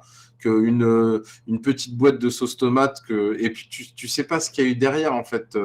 C'est un peu comme quand tu as ton téléphone dans ta poche, tu te rends pas compte de tous les métaux, de la problématique qu'il y a eu de les extraire, de possiblement d'enfants qui se sont servis de trucs, etc.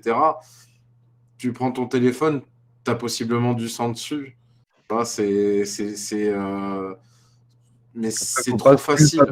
Faut pas se culpabiliser dans cette démarche, mais il faut au moins en prendre Oui, mais il conscience. faut y penser pour améliorer les choses. Mais prendre en compte que c'est pas facile d'arriver du moment où en fait tu as la facilité de faire genre passer ta carte bleue et c'est bon, tu as ton truc, tu vois, à prendre ton produit, le transformer toi-même, etc. Tu vois. Bah oui, ce que je disais avant sur la facilité d'acheter son paquet de tabac, son paquet de clopes, alors que faire un semis de tabac, le planter, l'entretenir pendant la saison, le récolter, le sécher, ça c'est extrêmement chronophage. Ça demande de s'extraire du confort et peut-être l'humain, il est allé vers la procrastination, hein. Tout le monde en général est responsable de ça. On s'est laissé aller par le confort qu'on nous a proposé. Mais peut-être que maintenant, ouais. Je pense que l'humain, il est fait pour s'entraider. Et on aime bien faire une activité, être reconnu. On se spécialise souvent avec une seule chose, une culture, un animal. Et on est fait pour avoir des voisins. Et voilà, c'est comme ça que ça se faisait avant la guerre. Ils faisaient des jachères, ils avaient un cochon, une vache, des poules.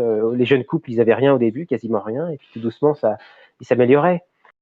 C'est ça. Moi, je vois juste hier, on a eu la fourche, enfin le bras des fourches du tracteur qui s'est fissuré. Tracteur HS, tu peux plus déplacer de foin, tu peux plus déplacer de paille. Ben, t'as le paysan d'à côté qui est venu il est venu volontiers avec son tracteur nous filer un coup de main. Il a pris du temps.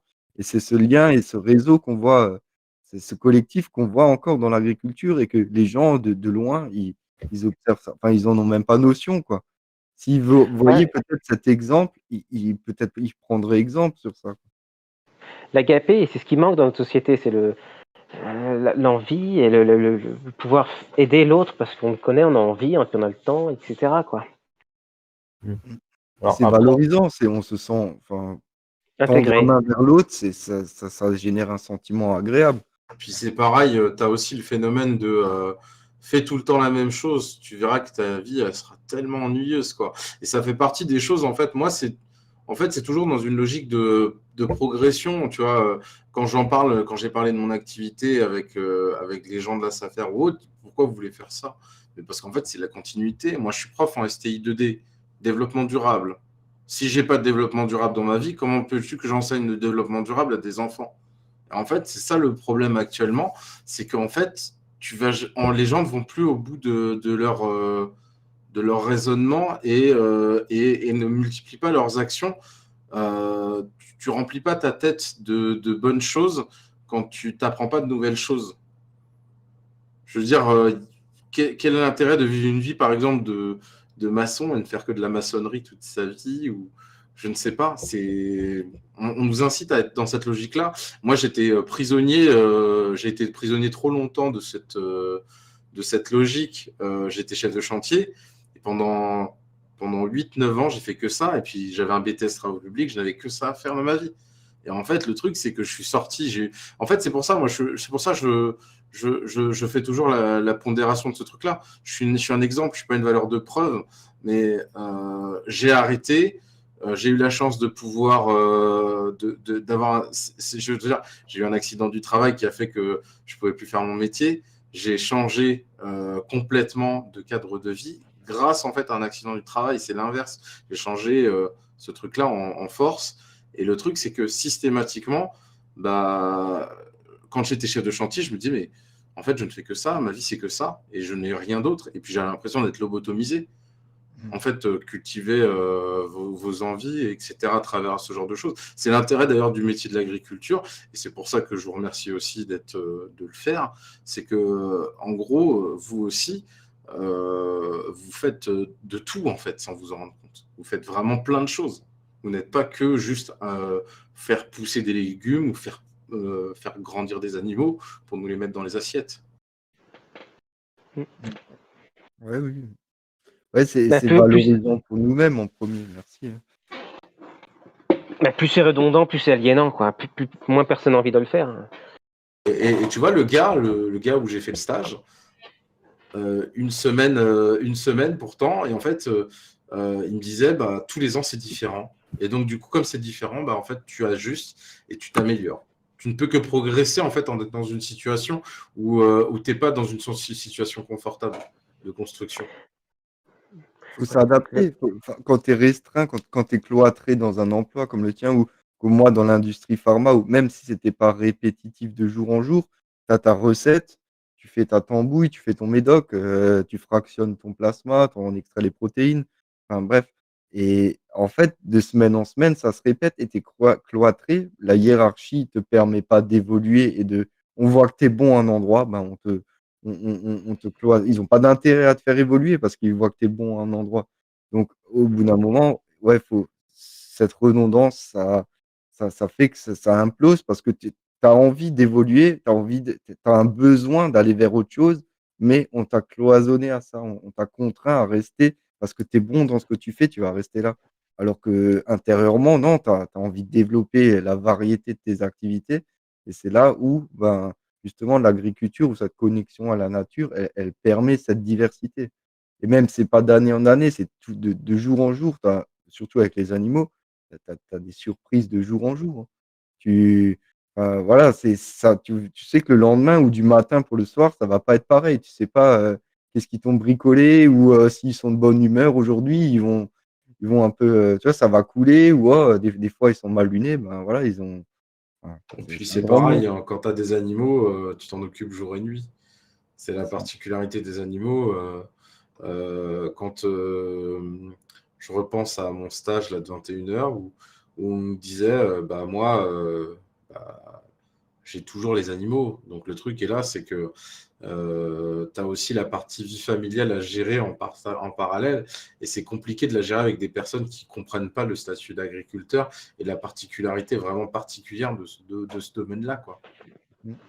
Parce que tu vis avec, tu penses, tu vis, par exemple, sur un élevage caprin, tu vis, tu penses caprin, quoi. Il faut que tu sois là faut que tu fasses la sage-femme au moment des accouchements parce que tu sais pas forcément si si le petit va aller téter chez la mère. Faut être présent à chaque instant. Et c'est à ce moment-là que tu commences à considérer et à faire la différence. Peut-être qu'elles se ressemblent, tu vois, une Saanen, ça ressemble à une Saanen, c'est des chèvres blanches, une race blanche, mais il y a rien qui ressemble de plus à une chèvre qu'une autre chèvre. Et pourtant, en les connaissant, tu sais exactement leur caractère et tu commences à considérer autrement le vivant comme des individus sans rentrer dans la notion anthropomorphique où on leur attribue des attraits humains. Pas du tout, mais il y a quelque chose dans les animaux et dans tout le vivant en général qui se limite pas à l'aspect qu'on nous a décrit ou de ce qu'on nous a appris de ça. Et il y a vraiment autre chose et c'est vraiment qu'au contact de ça qu'on peut le découvrir et c'est une ressource et c'est une richesse incroyable.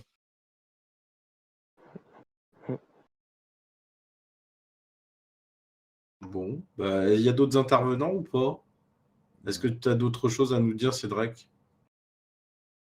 J'étais juste en train de penser à ça. Je sais pas si c'est connu. C'est juste parler un peu vite fait des ADR, des associations comme ça.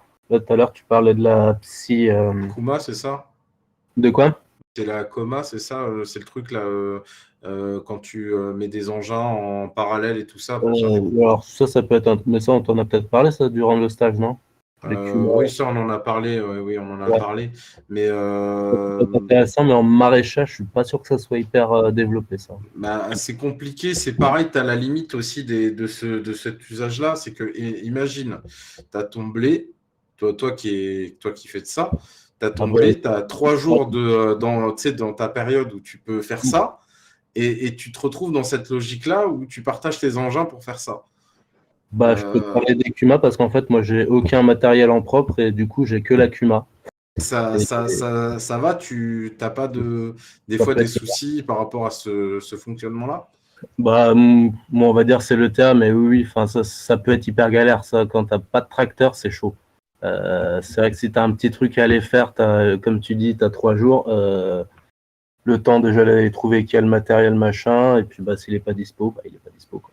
C'est comme pour les rouleaux. Le rouleau, tout le monde en a, hein, ça coûte une fortune. Par contre, je suis pas sûr que c'est nécessaire d'en avoir un dans chaque exploitation, quoi. Bah après, ouais, c'est avoir les trucs, quoi. Après, je pense Le que rouleau, c'est pour écraser les graines, tu sais, en tout cas bien les fixer dans le sol. Plombé. Oui, c'est ça, quand tu veux les plomber dans le sol.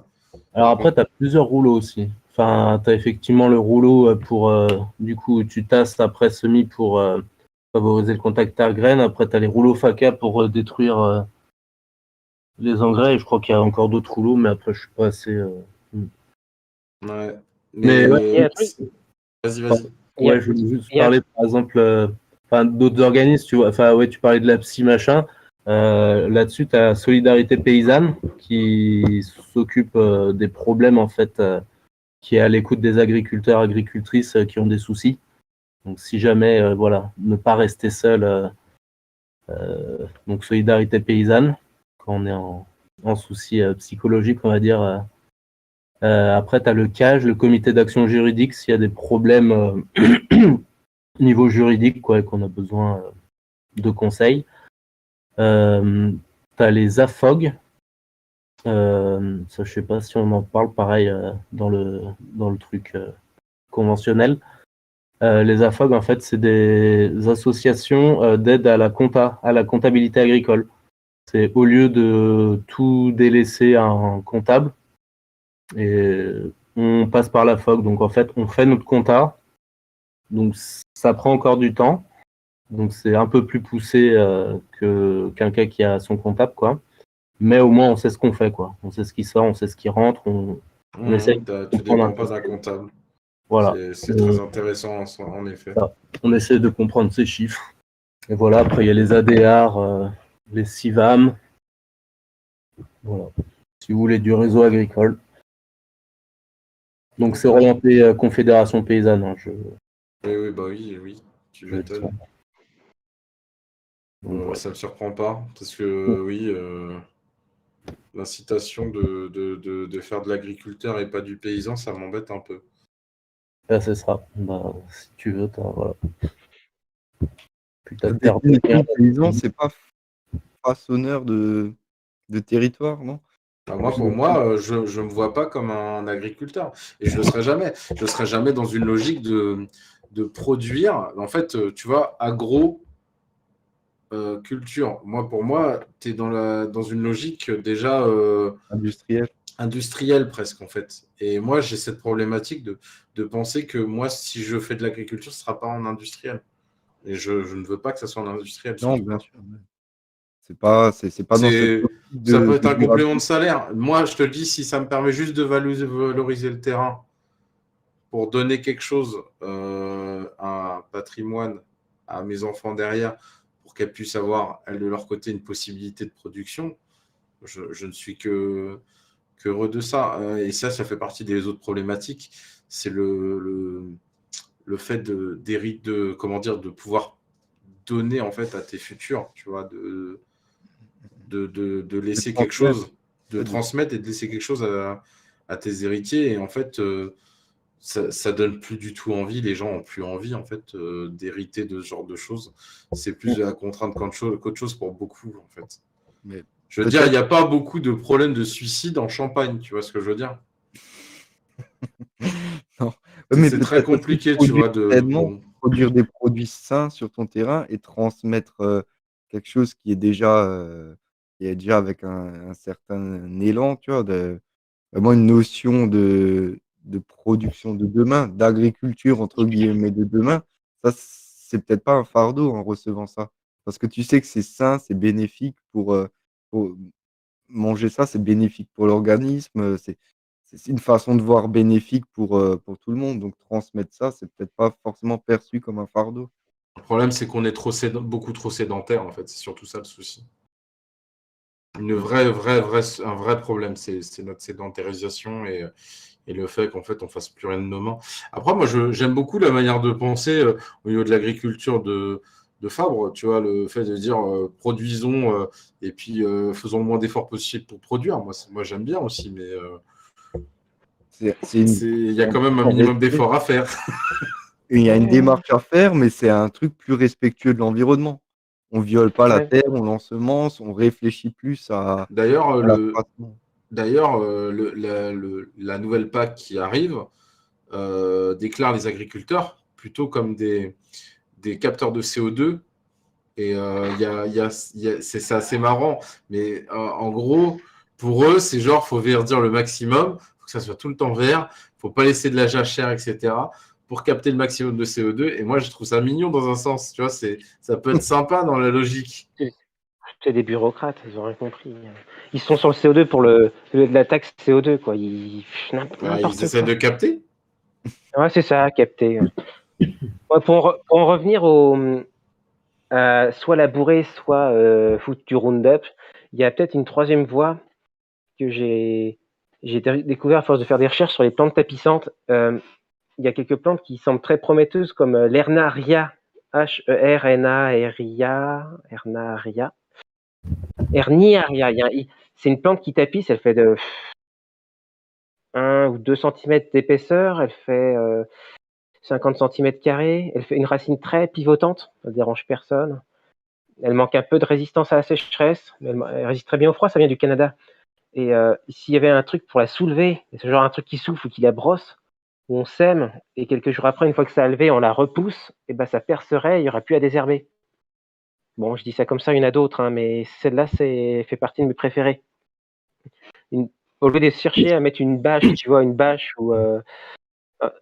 pourtant, tu étais très fan des bâches à un moment, on me souvient. Non, des bâches avec un B. Hein. Des bâches... ouais, il y a des bons côtés derrière les bâches. Hein. Ça chauffe. Là-dessous, il faut voir tous les vers de terre qu'il y a sous un conifère persistant, par exemple. C'est fou le nombre de crottes de verre ou sous une meule de foin. Enfin, c'est gavé de verre là-dessous. Dès qu'il y a une pierre, tu soulèves, il y a plein de vie.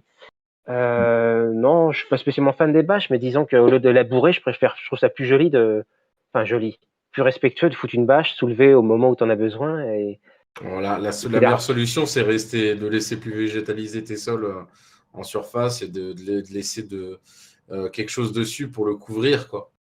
Et c'est pour ça, hein, l'agroforesterie reste une des meilleures solutions au démarrage. Pour moi, quand tu as une partie de couverture haute, tu vois, et après que du coup, ça te permet de tapisser un peu de feuilles, tu vois, et ainsi de suite. Tu vois, ça te redynamise ton sol. Alors oui, mais tu sais, enfin, je coupe la parole, mais dès que tu as trop de matière organique en surface, tu as des problèmes au printemps de température. Le sol il n'arrive pas à se réchauffer. Donc la matière organique, c'est bien, mais quand c'est tu pour fais ça qu'en chaud, c'est fait, pas bien. quand je dis agroforesterie, je pense en zone de sous-bois. Parce que de toute manière, tu ne produis pas dans les bois, tu produis dans les sous-bois. Oui. Donc en fait, rien ne t'empêche, tu vois.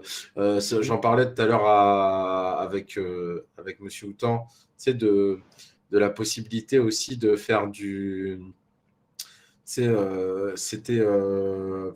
Bon, c'est pas Faire des obligatoirement tout le temps étages. très bien ces vidéos, mais le fait de mélanger certaines productions, genre tu peux faire de l'arbre fruitier avec de la poule, c'est particulièrement intéressant de mettre ces deux trucs-là en même temps, tu vois.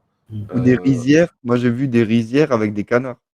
Et les canards désherbaient naturellement à la fin, sans apport, sans engrais, sans désherbage. Les canards, ils étaient inclus vraiment et en symbiose dans le biotope de la rizière. Et sans traitement, sans effort, les canards nettoyaient la rizière. Il Et y a puis aussi c'est pareil. Vas-y. les gens qui balancent les poules à bout de quelques semaines après que les animaux soient passés, les herbivores, il s'est gavé d'insectes qui viennent pondre dans les crottes. Et la poule, elle vient gratter ça et puis elle mange les larves. Et la larve, c'est très riche, tu sais, comparé à une graine. C'est fait pour manger des fourmis, principalement la poule. C'est pour ça que c'est particulièrement intéressant dans le milieu d'arbres fruitiers, parce que du coup, avant qu'elles arrivent aux arbres, tu as des poules, quoi. Tu vois, tu as les insectes, ils arrivent, non, les poules sont là avant. C'est Une pareil, technique, tu as pardon, plein de trucs comme ça. rapidement, une technique intéressante pour les céréaliers, justement, qui nous écoutent, et dont tu avais parlé, Nicolas. Moi, j'ai pu l'observer dans des vidéos basées sur la terrariophilie, c'est qu'il y a des fourmis, la Messor barbarus, c'est une espèce de fourmi qui trie les céréales, et instinctivement, tu vas lui balancer des céréales, et elle va faire des tas de chaque sorte de céréales. Ça, enfin, quand tu l'observes en terrariophilie, c'est magnifique, mais dire ça, c'est un truc à développer, je pense, voilà, Remplacer le tracteur à la fin. Ouais. oui, voilà, tu fais moins d'efforts, et puis les fourmis, Bah je sais ouais. pas, on n'a pas d'idée de ça, mais qu'on puisse collaborer avec les Monsieur fourmis. Houtan, dresseur de fourmis. Ouais, j'ai trop lu Bernard Werber, mais je sais. Alors, tu la placerais comment ta fourmi là Je n'ai pas compris. Pardon? Bah, il faudrait venir avec des fourmis artificielles, enfin dans des espaces artificiels, on les pose comme des ruches en fait, et puis tu mets les graines que tu veux dans une boîte, et puis elles vont se promener sur tant de mètres de distance pour ramener les graines, cette graine précise, hein, où elles enlèvent la balle et tout, et puis elles la mettent là où tu as mis ton tas initial. Elles trient, si tu mets des graines de pavot, elles vont ramener que des graines de pavot, des graines je sais pas, du tournesol, elles vont ramener des graines de tournesol. Elles trient en fonction du bac où tu mets les graines. Sinon, on a des trieurs pour ça. Oui, bah, sûr tes machines font le boulot, mais bon, elles demandent du pétrole qui vient de l'autre bout du monde. Mais Il y a bon, des c'est trieurs que l'histoire. manuels. Il y a encore beaucoup à faire, j'ai l'impression. Ouais. Pourtant, c'est pas comme si on faisait pas de l'agriculture depuis des milliers d'années. Ouais, mais là le chemin, je veux dire, pour ceux qui ont déjà mis un premier pas sur le chemin, je pense que voilà, ça va être dur de faire marche arrière. Et puis voilà, si on peut juste diffuser le message, et si ça peut donner envie à des personnes de faire un pas sur ce chemin-là, sur cette façon de voir l'environnement qui nous entoure, ça peut que aller dans ce sens-là, où il faut aller. C'est impératif d'aller dans ce sens-là aujourd'hui, parce que sinon on va droit dans le mur, et puis on n'aura plus rien à manger. On va devoir manger. Enfin, voilà, personne n'a envie de manger des insectes, même si c'est pas ragoûtant, c'est plein de protéines, quoi. Mais les gens sont peut-être pas, sont pas encore prêts à manger des insectes. Il y a des endroits dans le monde où on les mange. Hein. Ouais, mais on n'est pas fait pour digérer l'espèce de carapace, la cytine qu'il y a sur les. Il faudrait un acide pour le digérer. Sinon, ça pourrait être intéressant, ouais. Mais le problème, c'est la carapace des insectes. Ouais, l'exosquelette. Enfin, oui, l'exosquelette, ouais, oui. Par contre, je voulais revenir sur la plante couvrante dont tu parlais, Fab, Oui. parce que justement, dans mes champs, en fait, j'ai observé, il y a. C'est le mouron des oiseaux, un espèce de. Alors, il y a la renouée des oiseaux, oui, que moi je trouve sympa, qui normalement, enfin, moi, de ce que j'avais appris, on va dire, en BTS, enfin, tout ça, Ça pivote à fond et tout. ouais, tu veux virer de ton champ, quoi. Mais alors, c'est vrai que moi, par exemple, la renouée des oiseaux, c'est une plante qui, moi, me dérange pas, parce qu'en fait, elle va s'étaler sur le sol, elle va monter, enfin, elle va partir après la culture. Du coup, elle va pas faire trop chier la culture. Et en fait, elle va couvrir le sol sympa. Et j'ai une autre plante, alors ça que je connaissais Il y pas a le trop. pourpier, il y a le Ouais, pourpier qui est pas mal. Ouais. ouais. Alors moi, il y a un espèce de trèfle sauvage. Ça fait une petite plante rose qui arrive pareil en dessous le blé. Euh, Rose, ouais, d'accord. Ouais. ça fait une petite, enfin, la fleur, on va dire, ça fait un truc un peu pompon, un petit pompon rose. Ça Ouais, reste ouais. sous le blé, ça couvre hyper bien. Ouais, ouais, ouais. Ça fait une putain de couverture et en plus c'est une légumineuse. Donc en fait ça me fait une espèce de culture associée naturelle. Je l'ai jamais planté, c'est venu là spontanément et ça ouais ça me couvre le sol, ça me fait ça me fait une légumineuse donc synthétise l'azote quoi. Et ouais je trouve ça super cool. Donc en fait voilà il y a des fois il n'y a pas besoin forcément de vouloir désherber. Alors ça dépend des trucs hein, parce que j'ai aussi des chardons qui eux m'emmerdent un peu plus. Mais voilà, il y a une symbiose, enfin, il y a une certaine acceptation aussi des plantes à revoir. Oui, t'as une autre plante, je sais plus comment elle s'appelle, qui te permet aussi, tu sais, tout ce qui est campagnol et tout ça, tu réduis drastiquement les populations de campagnols quand t'en Le fous dans forbe, tes. Comment t'as dit? le forbe. Ça me parle pas sous ce nom-là. Alors, par contre, le phare, je crois qu'elle est toxique, donc Ouais, Et ouais. t'as des plantes non toxiques qui se. C'est juste histoire de faire ta couverture de verre entre deux plantations bon, qui peuvent être utiles. Donc voilà. Bon, bah, on arrive un petit peu à 23h20. Tu m'as dit que tu voulais jusqu'à 23h. Ouais. Est-ce que vous avez des questions encore dans le chat ou dans les chats? Ou est-ce que on va se donner le petit dernier mot de la fin? Ben, ouais, je pense que le chat est assez calme. Moi, Oui, je pense qu'ils se sont tous endormis.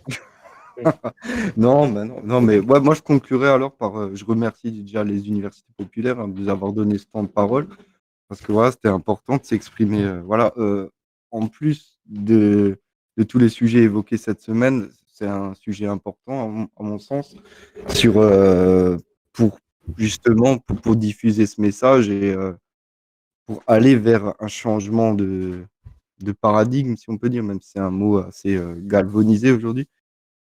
C'est important aujourd'hui afin de ne pas se diriger vers une hécatombe de la société, qu'on revoie notre façon de penser, notre lien avec le monde qui nous entoure.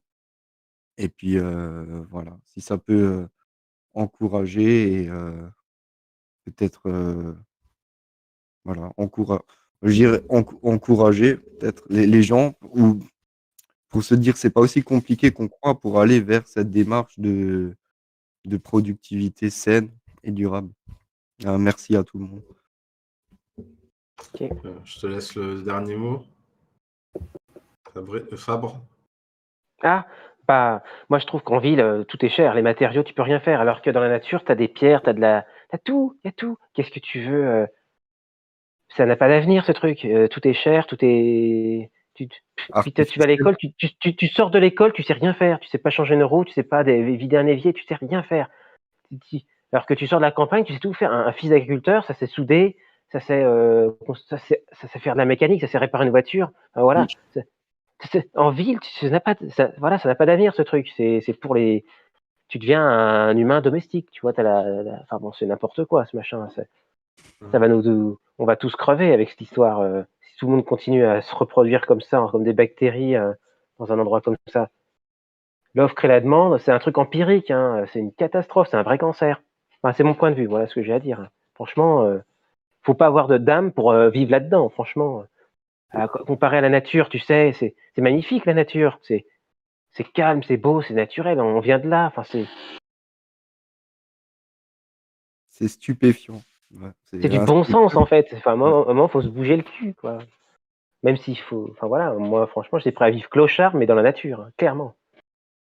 Mais il y a un très bon livre qui vient de sortir, ça s'appelle L'homme. Attendez un instant. Où un mec, il a vécu 7 ans dans la forêt, quoi, en se nourrissant. Il n'était pas toujours dans son meilleur état, mais il a vécu 7 ans dans les bois, quoi. Et Ouais. puis, c'est possible. L'exemple qui fait pas valeur de preuve, quoi. Non, mais voilà, il raconte dans son Heureusement, chemin. heureusement, il a survécu pendant 7 ans, parce que sinon, il serait mort. Il a Non, pas mais pu il est écrire allé son petit à livre. petit. Il est allé petit à petit et il a réussi. Il est quand même en vie, quoi. Après ces 7 ans, il est pas mort de faim. Il est pas mort d'ennui. Je sais pas. Je pense pas que son téléphone lui a manqué ou un McDo de temps en temps, ça lui a manqué. Non, tu vois, il est quand même en vie. Donc, c'est pour preuve qu'il est pas mort après avoir vécu ces 7 ans dans la forêt. Il est pas mort. Donc, il y a peut-être des solutions à envisager. Mhm. Ouais. Bon, bah, merci à vous pour la discussion. C'était plutôt intéressant. J'espère que ça a intéressé les gens qui ont suivi. C'est peut-être ça le plus intéressant et le plus important. Moi, je dirais pas que c'est aussi facile que ça. Je n'irais pas non plus jusqu'à lutter contre la ville contre, comme Don Quichotte, tu vois, j'arriverais pas non plus. Faut Mais pas lutter. ouais, mais moi, je suis dans un raisonnement où en fait, moi, je suis qu'au démarrage. Et bon, peut-être que je ferai des trucs sur YouTube, etc. Pour montrer ce que ça avance, comment ça se passe, etc. En plus et tout. Mais Ce il sera en tes est premières que... groupies. Ah, ça sera gentil, merci. Mais il en est que quand tu regardes bien pour l'instant, je suis vraiment encore déjà mal placé pour parler, mais j'ai quand même pu parler un petit peu. Mais je veux dire, c'est pas en restant résigné et en ne faisant rien qu'on peut avancer et faire avancer la Clairement. situation globale. Et c'est peut-être ça le truc sur lequel je voudrais revenir en priorité, c'est de dire que finalement, déjà, faut commencer par réfléchir à possiblement faire les choses avant de se mettre dans une situation aussi complexe. C'est ça. Parce qu'on a fait le constat qui peut être, on a parlé beaucoup de constats de ce qui fonctionne pas, ça peut être désolant, mais il faut pas en rester là-dessus. Maintenant qu'on a conscience, c'est maintenant se dire vers quoi on va et comment y aller et allons-y, quoi. Les deux sont intéressants. Faut regarder ce qui va pas et voir ce qui fonctionne aussi, hein. Oui, faut pas tout rejeter, on peut pas tout rejeter vu qu'on est là, on va pas tout rejeter du Mhm. système. Faut peut-être utiliser le système, ne pas le combattre, parce que mettre du système dans tout faire capoter, on devrait tout recommencer à zéro. Alors que là, on peut utiliser le système et le façonner à ce qu'il puisse s'améliorer. Système. Tu t'attaques à un géant là.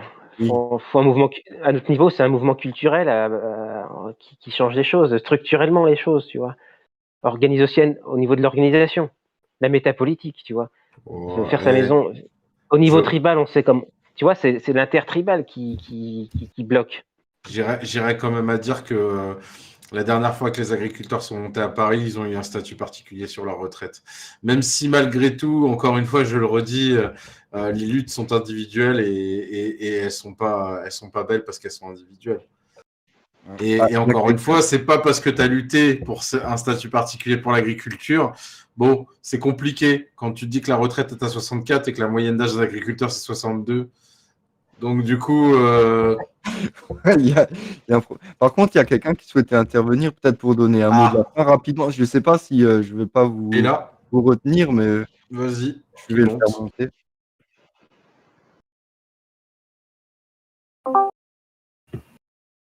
Salut Philippe Pépé. Yo les campagnards.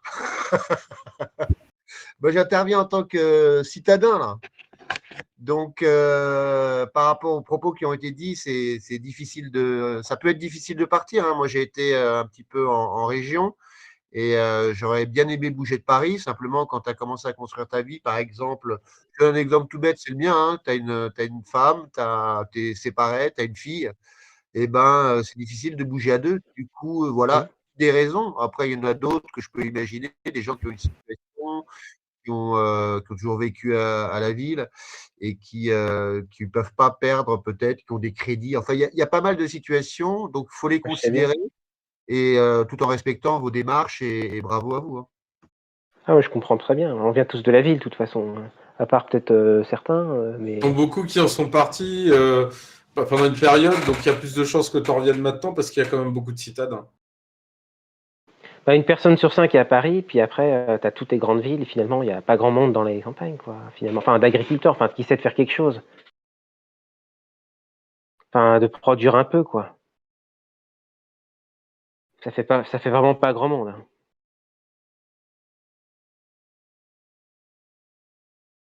On verra. Allô? Ouais. Philippe Pépé, as-tu autre chose à dire? Ah, on l'a plus. Voilà, après, c'est clair qu'on Allez. Après, c'est clair qu'on n'a aucune notion de tout ce qui est alimentaire. On va dans le magasin, même quand j'étais en région, un peu plus parce qu'effectivement, on est en proximité. Mais en ville, c'est complètement. On est hors sol hein, par rapport à toutes vos préoccupations, par rapport à la bouffe. On essaye d'acheter un peu bio pour certains, ceux qui peuvent un peu se le permettre. Mais franchement, c'est vrai qu'on est complètement hors sol. Hein, on est complètement déconnecté. Qu'est-ce que t'appelles acheter bio? S'il te plaît. De quoi? Ouais, du bio grande surface. Tu vas chez Biocop, c'est ça? Mais... Regarde l'autre comme il est médisant, quoi. Faudrait bien 310 des trucs mètres chez toi. carrés pour faire un pain par semaine sur une année. Il faudrait 310 mètres carrés. 310 mètres carrés, je sais pas ce que ça fait en art, mais bon. Une art, c'est quoi? C'est 1000 mètres carrés, non? C'est ça? Quoi? Tu disais, Nico? C'est ça. Je disais, il faut. C'est dans un bouquin, il disait il fallait 310 mètres carrés pour faire un pain par semaine sur une année. Ça me paraît. C'est pas si énorme, hein? Attends, un pain par semaine? Ouais. Un pain de 1 kilo? Ah, ça, j'en sais rien. Par contre, les quantités, c'était des chiffres bien vagues. Parce que la baguette, elle fait pas 1 kilo. Hein. Non, elle fait c'est sûr. 250. Si tu fais 1 kilo de pain par semaine, 1 kilo de pain, ça fait 1 kilo de blé. Le pesto qui dit une art égale 100 mètres carrés. Donc du coup, en effet, ça ferait ok. 3 arts. Ça fait quoi? Ça fait 52 kilos de blé. Après, il faudrait convertir. On fait on fait entre 2 et 3 tonnes de blé en bio, en moyenne par hectare. Donc après, ouais, faut C'est convertir. pas plus que ça? En bio. 2-3 tonnes? Ça fait pas beaucoup. Ouais, la moyenne, je crois, c'est 35 moyenne nationale. Et en tradi? 60-70, enfin 6 à 7 tonnes. C'est ça, ouais, c'est plutôt à 6 à 7 tonnes que j'étais plutôt. Ouais, mais ça, c'est conventionnel du coup. D'accord. Avec les engrais. C'est comme quoi, tu vois, hein, le rendement bio, non bio, il y a quand même un sacré écart. Hein. En céréales, ouais, je crois qu'en légumes, c'est un peu moins vénère. Mais... C'est même, ça dépendait quoi, hein, parce que je te dirais, moi où je suis allé en stage, le gars, il mettait aucun entrant, à part du compost, et il sortait des rendements qui étaient vraiment bien. Ouais, c'est ça, ouais, c'est plus les céréales. Ouais, Après, je voudrais vous inviter quand même à, comment dire, vous êtes souvent dans des petites communes, vous avez des maires qui n'ont pas beaucoup de pouvoir. Moi, je vous invite vraiment à militer pour la capacité d'intervenir vous-même sur les décisions locales, municipales, c'est-à-dire avec le référendum d'initiative citoyenne, dans la mesure où je ne vois pas comment on peut sinon prendre du pouvoir. Et je pense que vous dépendez aussi de vos mairies, parce que je pense qu'il y a pas mal d'autorisations, il y a pas mal de, j'imagine, des contraintes au niveau, ou des autorisations à avoir au niveau de la mairie ou de l'administration. Et je pense que vous avez tout autant un rôle à jouer que ceux qui peuvent faire ça de façon un peu plus peu plus, qui ont plus de temps pour s'en occuper et pour militer là-dessus. Je pense que localement, vous avez un rôle possible auprès des gens qui sont autour de vous. Je sais que vous n'avez pas envie de faire de politique, hein, mais je le comprends. Mais là, c'est de la politique citoyenne, c'est les droits et les devoirs, bah, c'est peut-être aussi un peu s'occuper de ça. Je sais que vous avez autre chose à faire et vous nous nourrissez, bravo. Mais je pense que voilà, chacun de nous doit avoir un petit rôle à ce niveau-là et c'est capital parce que l'autonomie, la capacité de décision, de réalisation au niveau de chaque coin de France, eh ben, elle dépend malheureusement des politiques actuelles. Et si on veut changer ça, il n'y a pas, je ne sais pas comment faire autrement quoi, aujourd'hui. Au niveau politique, ouais, la première action à démarcher, ça serait peut-être de faire des décrets ou de rendre plus facile l'accès à la terre sans toutes ces démarches, sans ces intermédiaires, sans tous ces intermédiaires dont on parlait avant. C'est même autour des villes, hein, autour des villes, au-delà des barres d'immeubles, il y a tellement de terrains disponibles, justement utilisés par la monoculture intensive et la répartition des terres, ça serait un moyen pour tous de pouvoir, aller vers, ce retour à la terre dont on évoquait. C'est assez rigolo d'ailleurs ça, parce que quand tu regardes bien, il y a plein de zones. Moi avant j'étais dans le 78, dans une barre HLM construite dans les années 60. Et je regardais par la fenêtre de ma chambre, j'ai un énorme champ derrière, j'ai des espaces verts un peu partout, etc. Et en fait, bah, rien ne se fait presque dessus. En fait.